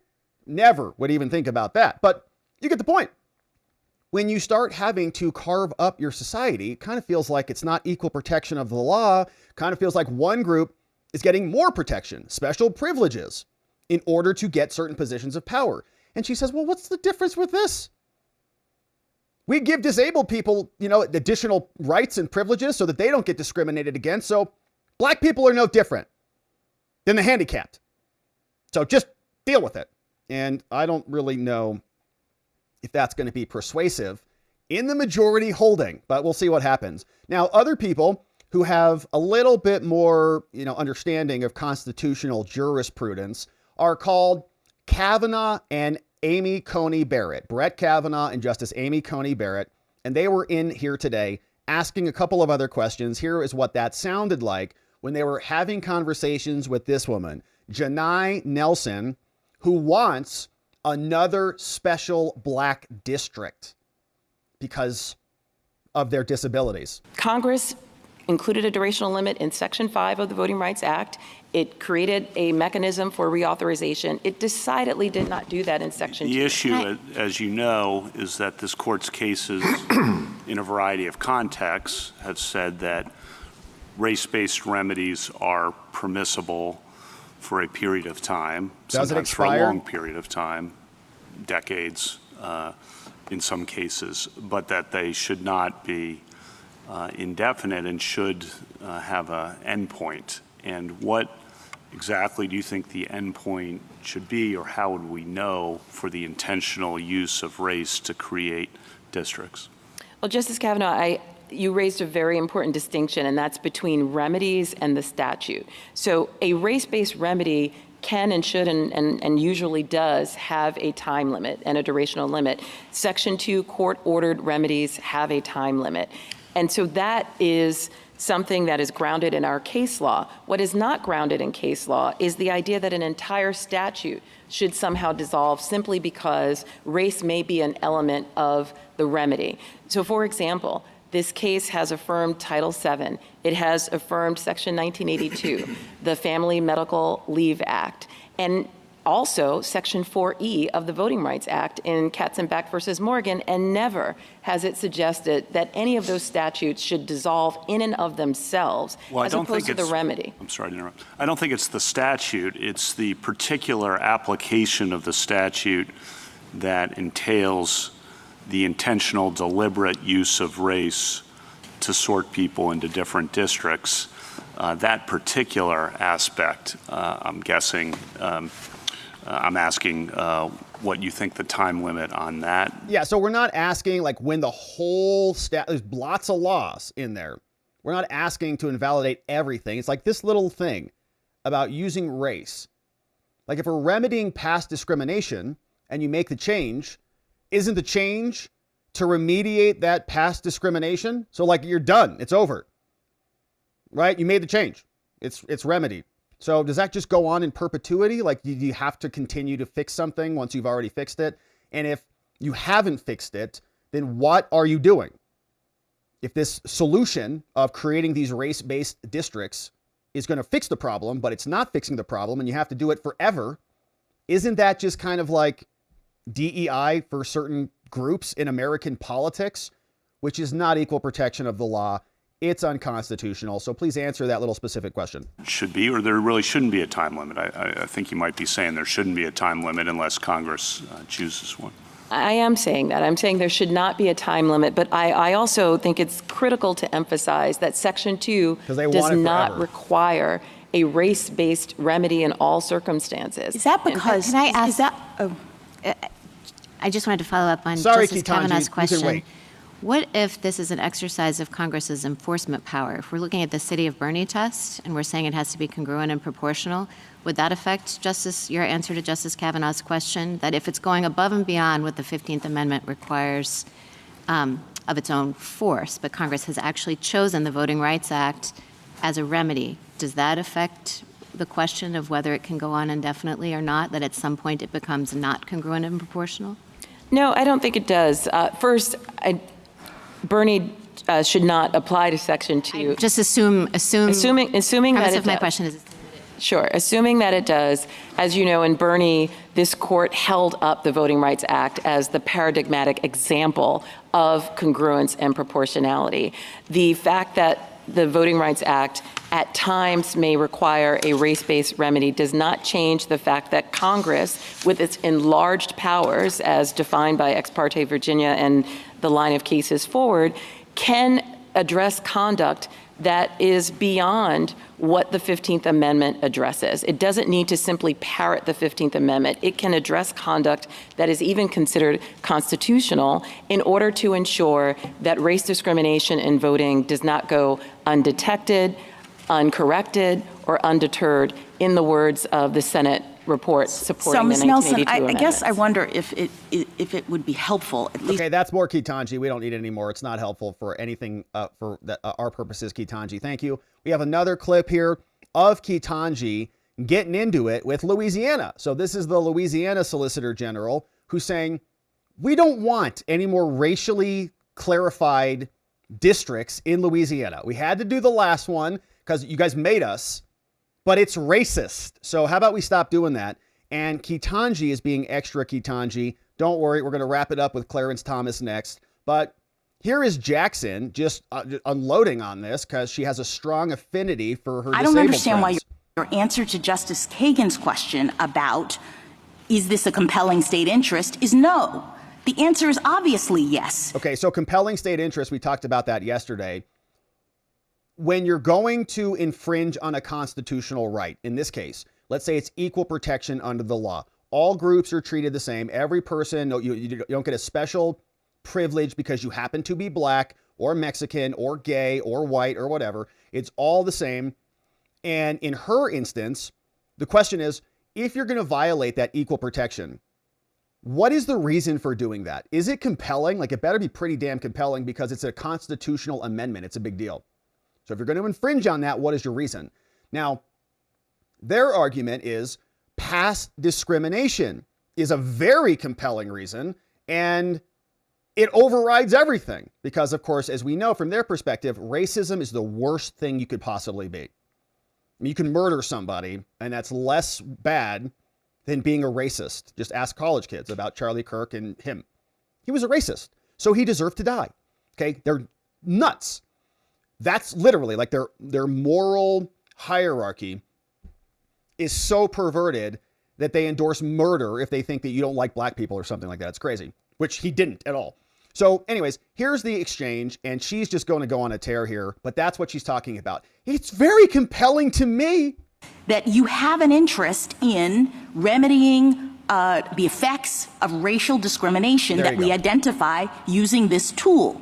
Whether you go that who identifies exactly too far in your remedy is another issue, right? Your Honor, I think step zero in all of these cases, it was certainly step zero in the Robinson litigation, is the plaintiffs came in and said, we want another majority black district. I thought they came in and said, we are not receiving equal electoral opportunity because our votes are being diluted. Which is the same way of saying we deserve a second No, majority. it's not, because that, again, just trust me on this. Trust me on this, bro. Trust me, bro. Second electoral or second district is a remedy that one could offer for a problem that we've identified. And the whole Robinson litigation was about identifying the problem. Is this really happening? In many, many Section 2 cases, the court says, you're wrong. You're fine. There is not an electoral opportunity being denied to you. Go away. In this case, the court said, I see. I'm looking at the factors. I appreciate what you're saying. You've proven that we have this problem. And so the next question is, how do we go about remedying it? And in their mind, you just carve up voting for certain groups to remedy and rectify whatever they call and whatever they make up to be past discrimination for whatever group that they want to rig the elections for. So Clarence Thomas came out to clean the palate, to cleanse the palate. Here is what he had to say when he was talking to Louisiana from the Supreme Court. What role did Robinson play in the development of SB 8? Justice Thomas, Robinson is the only reason SB 8 exists.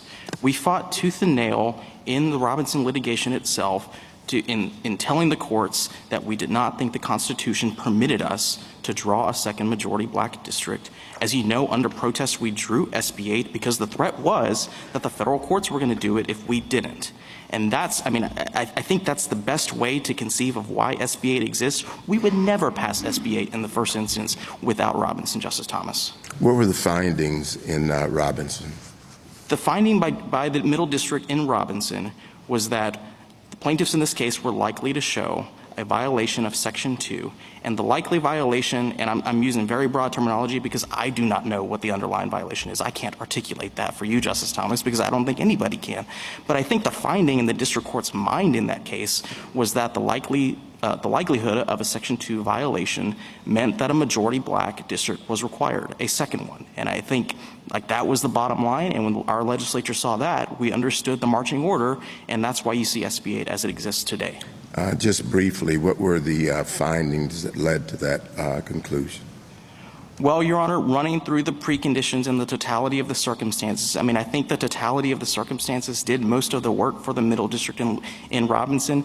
Senate Factor 1, the official history of past discrimination. Justice Thomas, we can never outrun the bad era of poll taxes, of grandfather clauses, of literacy tests. I think we're always going to lose across the board on that kind of analysis, and that's what the Middle District in Robinson focused on, is how bad was Louisiana in the 1930s, 40s, 50s, 60s, and, add all that together, and at the end you have a vote dilution finding that I don't think is clearly articulable in the way that SFFA requires a finding of discrimination to be specified. Great argument, yeah.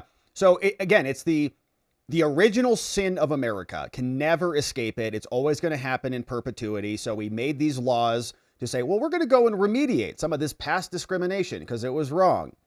And we've done that. But now we need to do it again and again and again. And Gavin Newsom needs to pass or create some reparations committee in California, which was never a slave state. Nobody there ever owned slaves. People who are living there were never slaves. And now we have a whole reparations system set up. So they, cater to certain demographics to fulfill their electoral obligations so that they keep getting elected. And of course, it's unconstitutional and illegal. And now the Supreme Court is about to weigh in. Hopefully we get a nice big fat decision, 6-3 or better, saying unconstitutional, racially crafted districts are violative of the Constitution. There is not equal protection, and it needs to go. We'll see what the Supreme Court says on this one when the ruling comes down. Thank you for subscribing and joining as we do. All right, my friends. Well, it has been a beautiful stream. If you're just joining us, quick recap on what we talked about. First of all, Nancy Pelosi is having a meltdown on the hills and steps of Congress that she can barely walk down. Shut up. From Nancy, screaming that to a Mike Lindell reporter who is very happy to get that clip. Looking amazing. All right. Smiling indeed. All right. So here we got that from Nancy. We went through and explained why she's crazy, why this is actually real, because she said it. She says, well, we take responsibility. It was her building. She tried to frame the the chief of police for the Capitol Police, Stephen Sund, but she was responsible for the building's security. So we went through that. We also saw Jack Smith is getting called into Congress for his crimes, went through the new release. Chuck Grassley has also sent letters over to Verizon and other cell phone companies to get data on the leaked or delivered secret phone record requests that came over from Joe Biden and Jack Smith, and we hope they get their hands on it and quickly. We then talked about James Comey and his problematic lawyer who was very involved in the James Comey leaks and conspiracy or something, at least by virtue of the fact that Comey was emailing him from his personal email memos about his behavior at the FBI. And a bunch of those memos got leaked to the media. We trying to figure out who was involved in that conspiracy, and the lies to Congress were about a lot of those things. So maybe he's a co-conspirator who should be indicted, but maybe less than that. And we can start with just breaching that attorney-client privilege, the exact same thing that they did to President Trump and his attorney, Evan Corcoran, with Beryl Howell and the rest of the corrupt crew over there. So we went through that, looked at some of the documents, and got the latest on the Comey case. They're going to try to disqualify Lindsey Halligan, but maybe his own lawyer should be disqualified. We also heard from Rush Limbaugh 99.6% of the time he was right. And that was a real impressive number. We're not that close. We try to be, but we're working on it. We need another 20 years. But we talked about how these are communists who are subverting our institutions, the long march through the institution, which is happening now.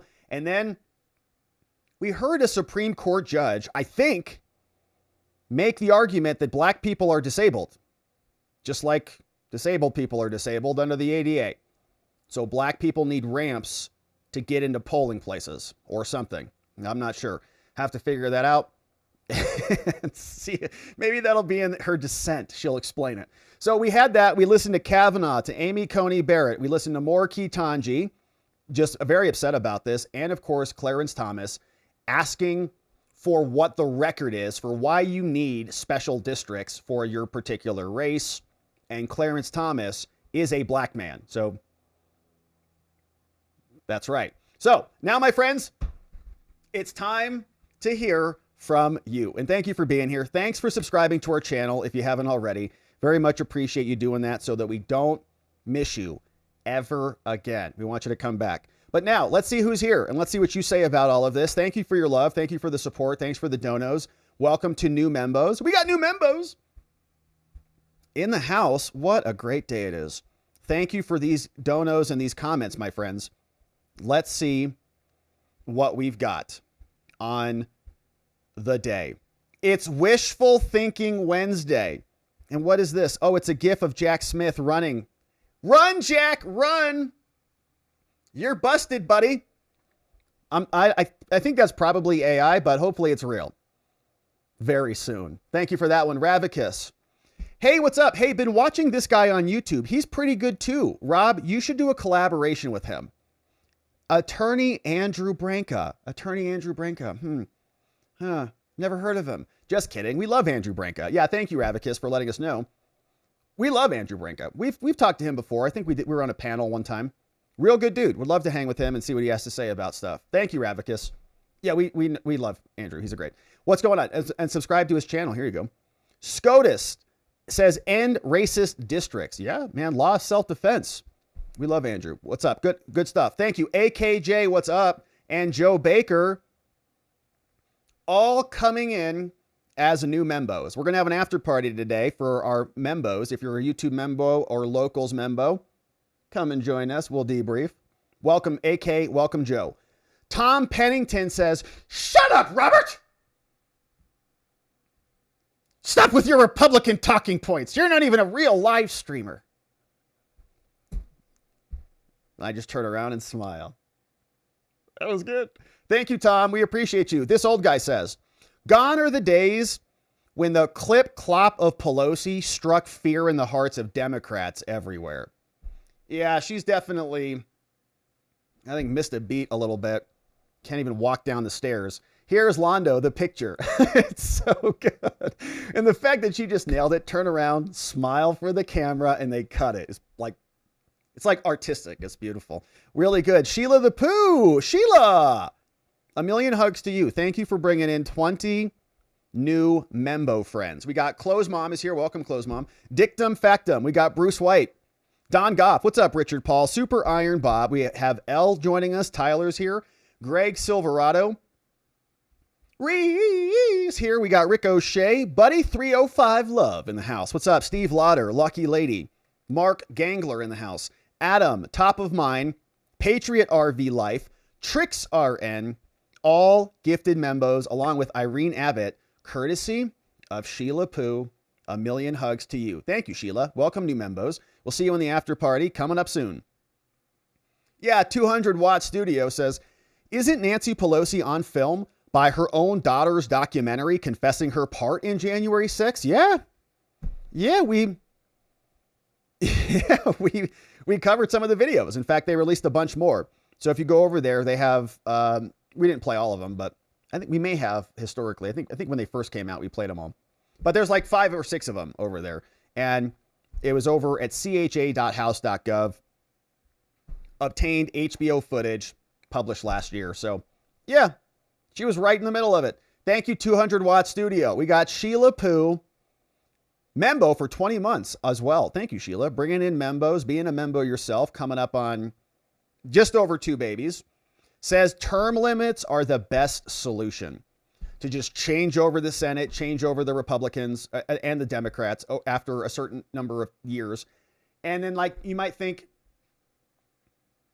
that would save them from basically dying in office. And it happens on both. I mean, like Joe Biden shouldn't have been anywhere near the presidency. He was gone.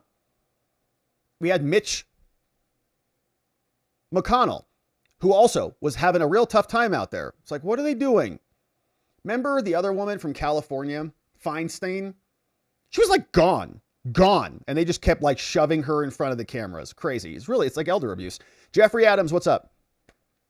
Wasn't Tim Tebow and Charles McGonigal in the same FBI Washington field office? Yeah, Charles McGonigal. Was he an FBI agent? I don't remember if they were together. Yeah, former FBI counterintelligence chief. And what was he sentenced for? Yeah, I remember that picture. We've talked about this dude a lot. Were they there together? He pleaded guilty to a separate case. Man, he's going to prison. Good. All right. Yeah, I'm not sure if they were working together or... I kind of remember that, actually. There's a lot of names. Thank you, Jeffrey Adams. Yeah, so maybe Tim Tebow can go join his pal. Hey, Rhonda! Look at this dancing tree. Rhonda, just Rhonda. Bringing in 10 membos. Thank you, just Rhonda, for doing that. AKA Sassy Gemini. Jim Whitehead, welcome. Steve C, welcome. Emil. Dark Paradox is here. MS Spoonie. We got Crafty in the house. TTA Traveler. Christy, welcome. Ryan Vintage. And George A from Southeast Michigan. Shout out to our friends from Southeast Michigan. Really glad that you're here watching the show. We found a couple friends from Maine today, which I didn't even think they would watch from Maine, but they are. Thank you, my friends from Maine and from Southeast Michigan. Brian Bose. What's up, Brian?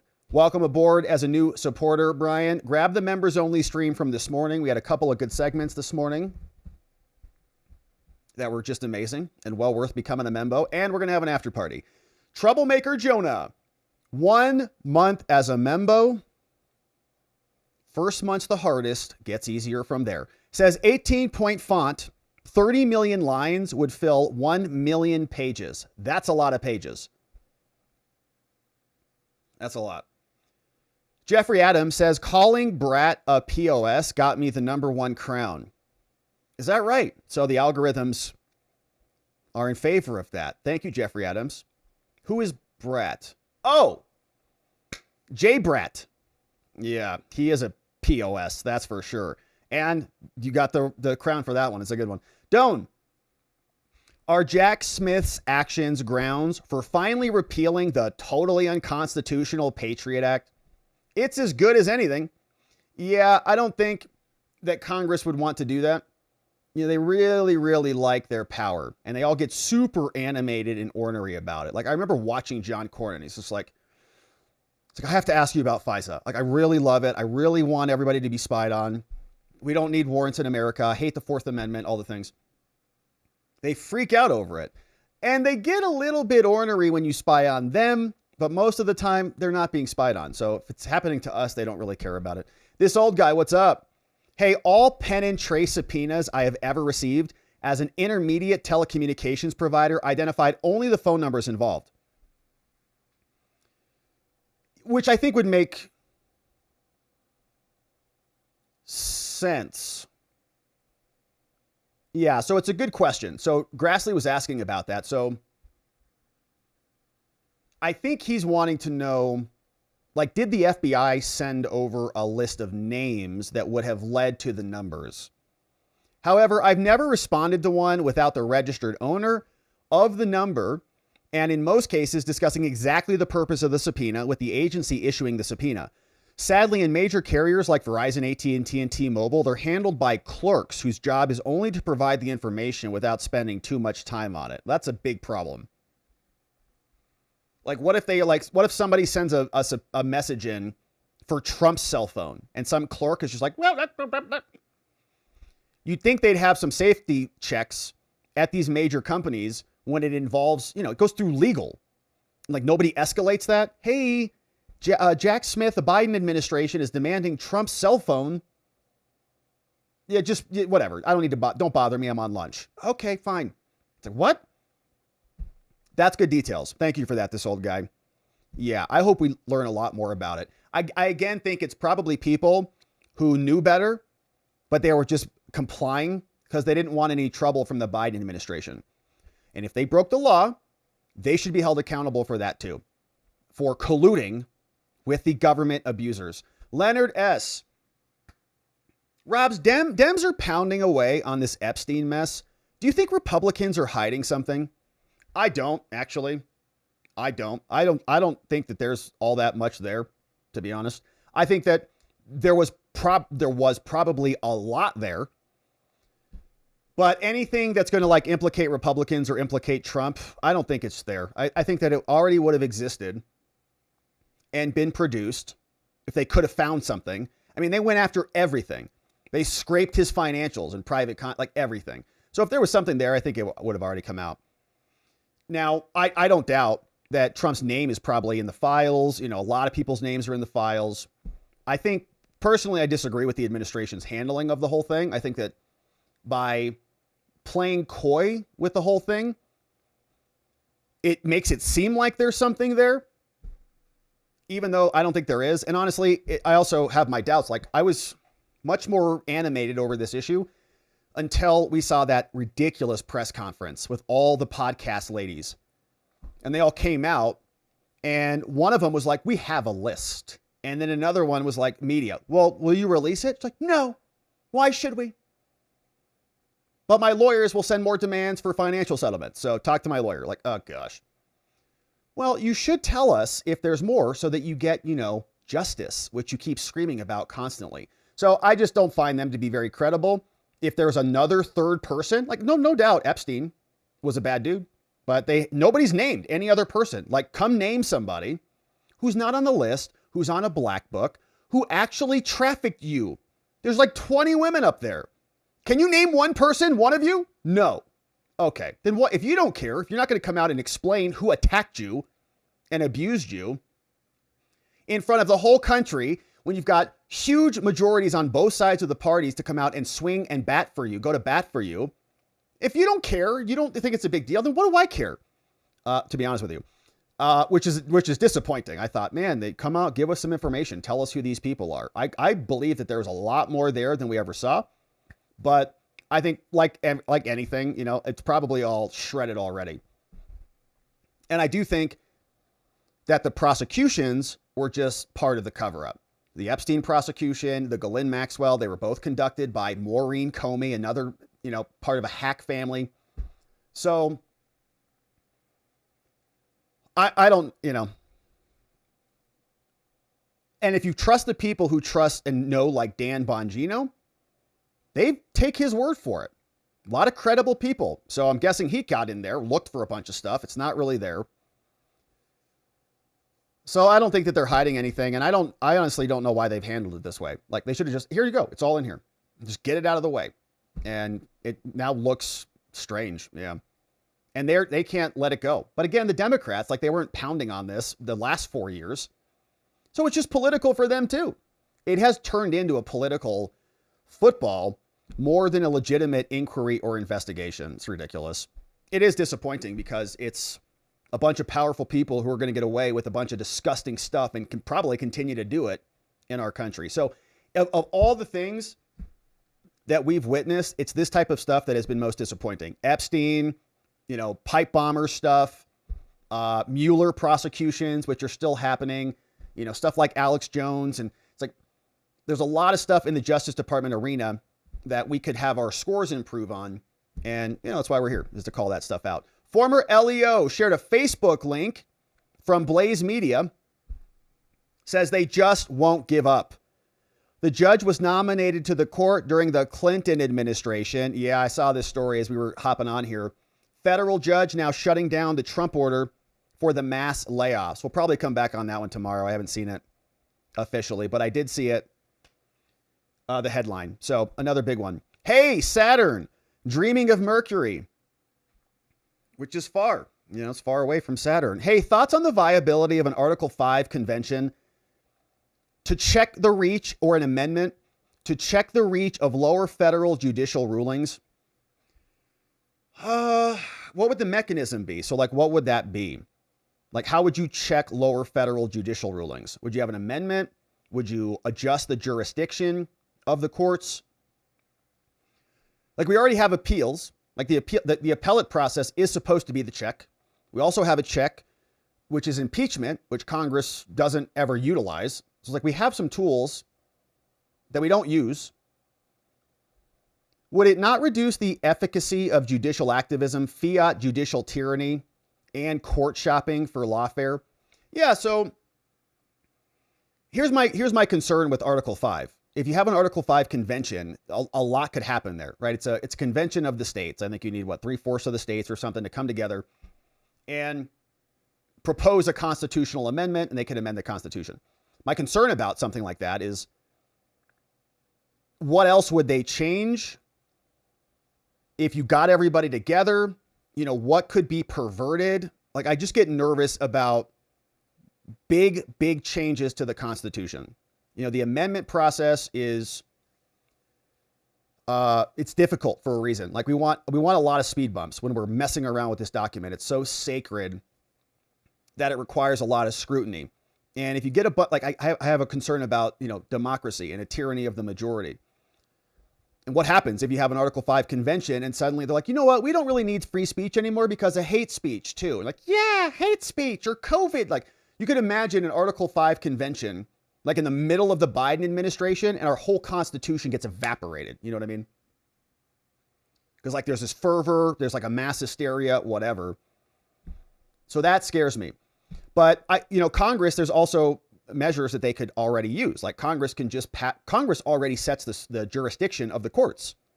So Congress could just get rid of the DC circuit, get rid of the Ninth Circuit, just, split them up. We're going to create another circuit, California, you're cut in half. And change that by just statute. In other words, we don't need amendments to do that. I think you would need an amendment to, let's say, impose a new requirement or removal power.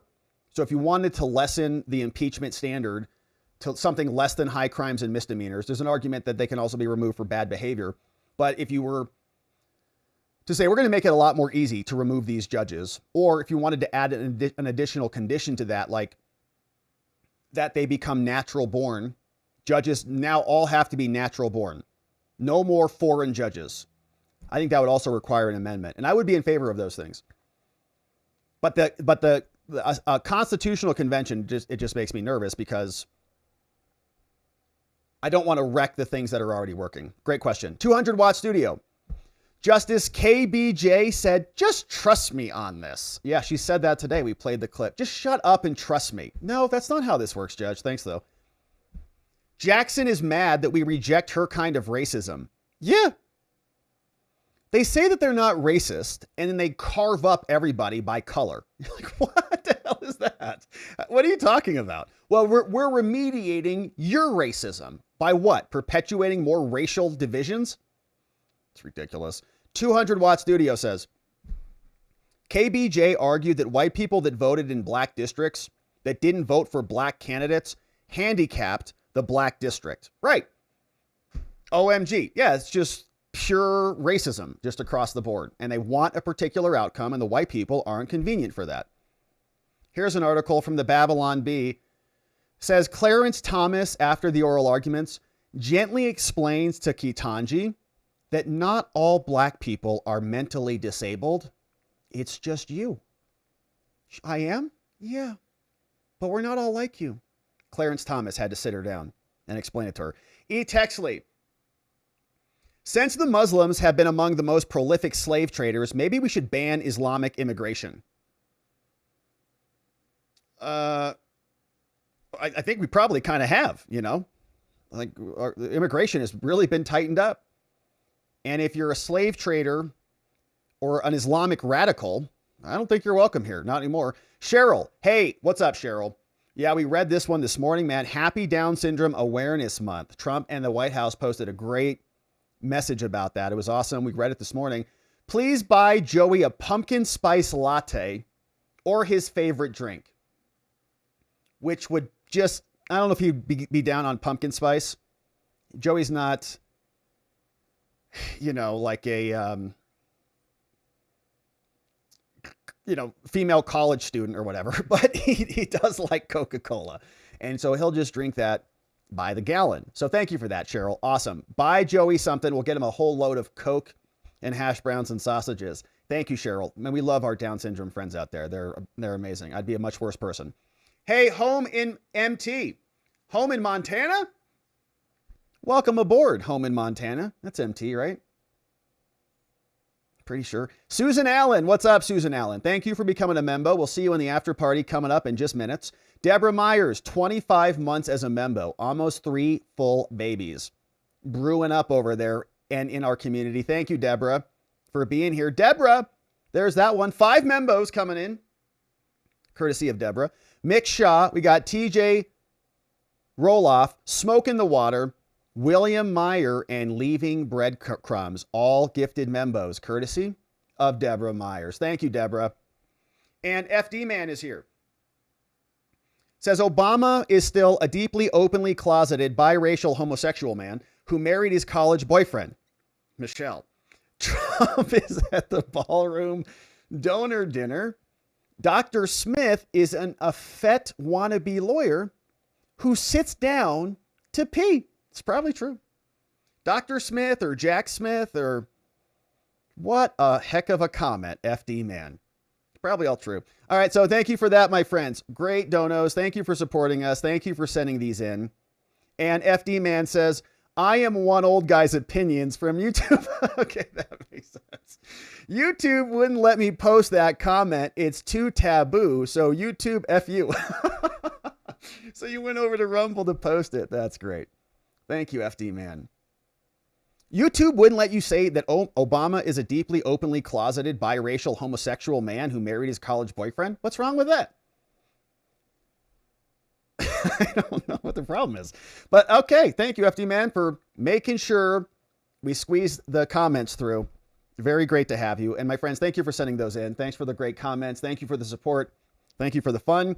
Let's say hello to our friends on X, and then it's after party time. So if you're a YouTube member, stick around. We're going to send another link in for the after party. Can't wait to see you over there. And if you're on YouTube, on Locals, just hang tight, and we'll see you in the after party. We got some Twitter comments over here. Yeah. Hey, what's up? Cohen, Levine, Hanania, Cohen. Another person from Maine? Oh my goodness, what a miraculous Maine-tastic day it is. There's another person from Maine who watches your show for 5 years. It's my wife. Shout out to Cohen, Mrs. Cohen Levine. Levin, she was born and raised in Bath, the home of Bath Iron Works, which makes destroyers for the U.S. Navy. That's awesome. By the way, except for Portland and a few other cities, almost the entire state of Maine is red. Yeah, we looked up the population there. And is Maine the one that has the split districts? I'm pretty sure, right, for the election. Good to see you, Cohen. Thanks for saying what's up from Maine. We were saying nobody watches our show from Maine. And then we had a bunch of people saying, hey, we're from Maine. I'm like, oh, sorry about that. I love you. I just didn't think you were out there. Hey, this one. Felix says, Comey, Jack Smith, and Tishy, and the whole lot of them dudes are this comment from this film, which I don't even know what that is. But all right. Marianne Gonzalez. Time to retire the side. There are 10 U.S. senators who are 77 years old or older and 34 House members older than 75 years old, consisting of 26 Democrats and 8 Republicans. That's a lot of old people. Yeah, Jody, can we please get something more than a strongly worded letter? Come on, man. Lock them up already. Jody and Minnie Tika. Slowly but surely, justice will prevail. Don't forget to hit that like and follow all platforms from Minnie Tika. Yeah. And so some interesting comment. I don't know what Obama's orientation is, but that's between him. All right. So my friends, we got this. We got X. Thank you, Donut, for sending that one in. We appreciate all your support. Thank you for being here. Thanks for the comments and even the extra spicy ones. We appreciate you being here and being a part of the show. Before we wrap it up, we want to thank our amazing mods and meme smiths on the day. And let me see what this looks like real quickly here. From Sassy Gemini. Let's see.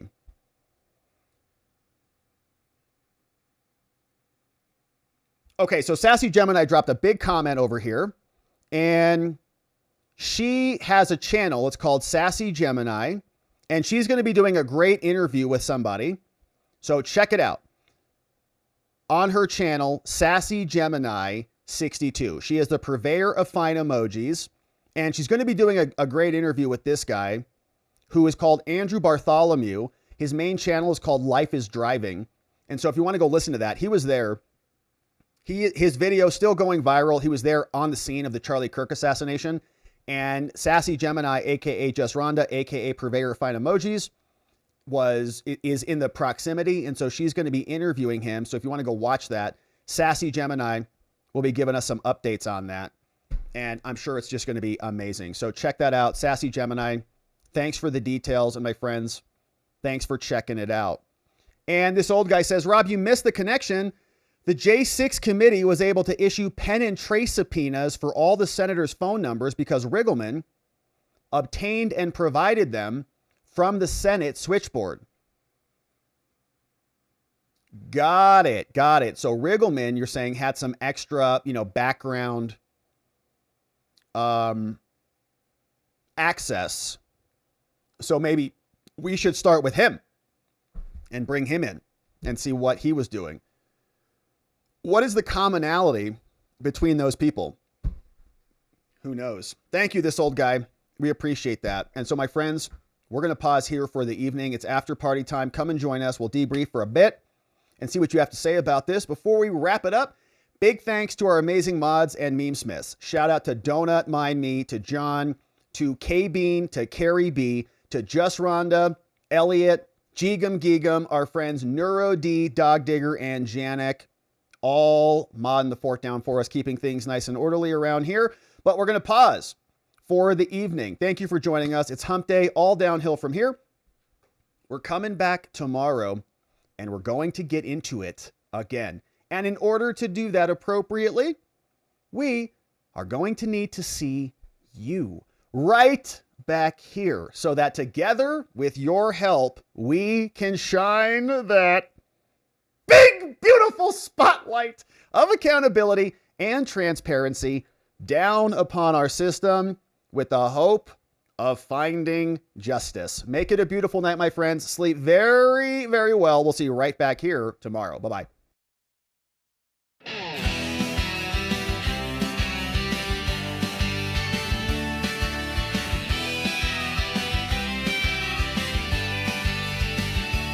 Thanks for watching, my beautiful friends. Now it's that time where the stream must end. You brought the heat with every chatting line. Together we expose corruption. One more time we dove in the truth where the media hides. Lit up the lies with receipts on all sides. The fight isn't over, but we made them sweat. We ain't done yet, no, not just yet. Because together we are watching the watchers. Truth on our side. Watching the watchers. We won't be denied. Watching the watchers. Eyes open wide. Fighting for freedom with nothing to hide.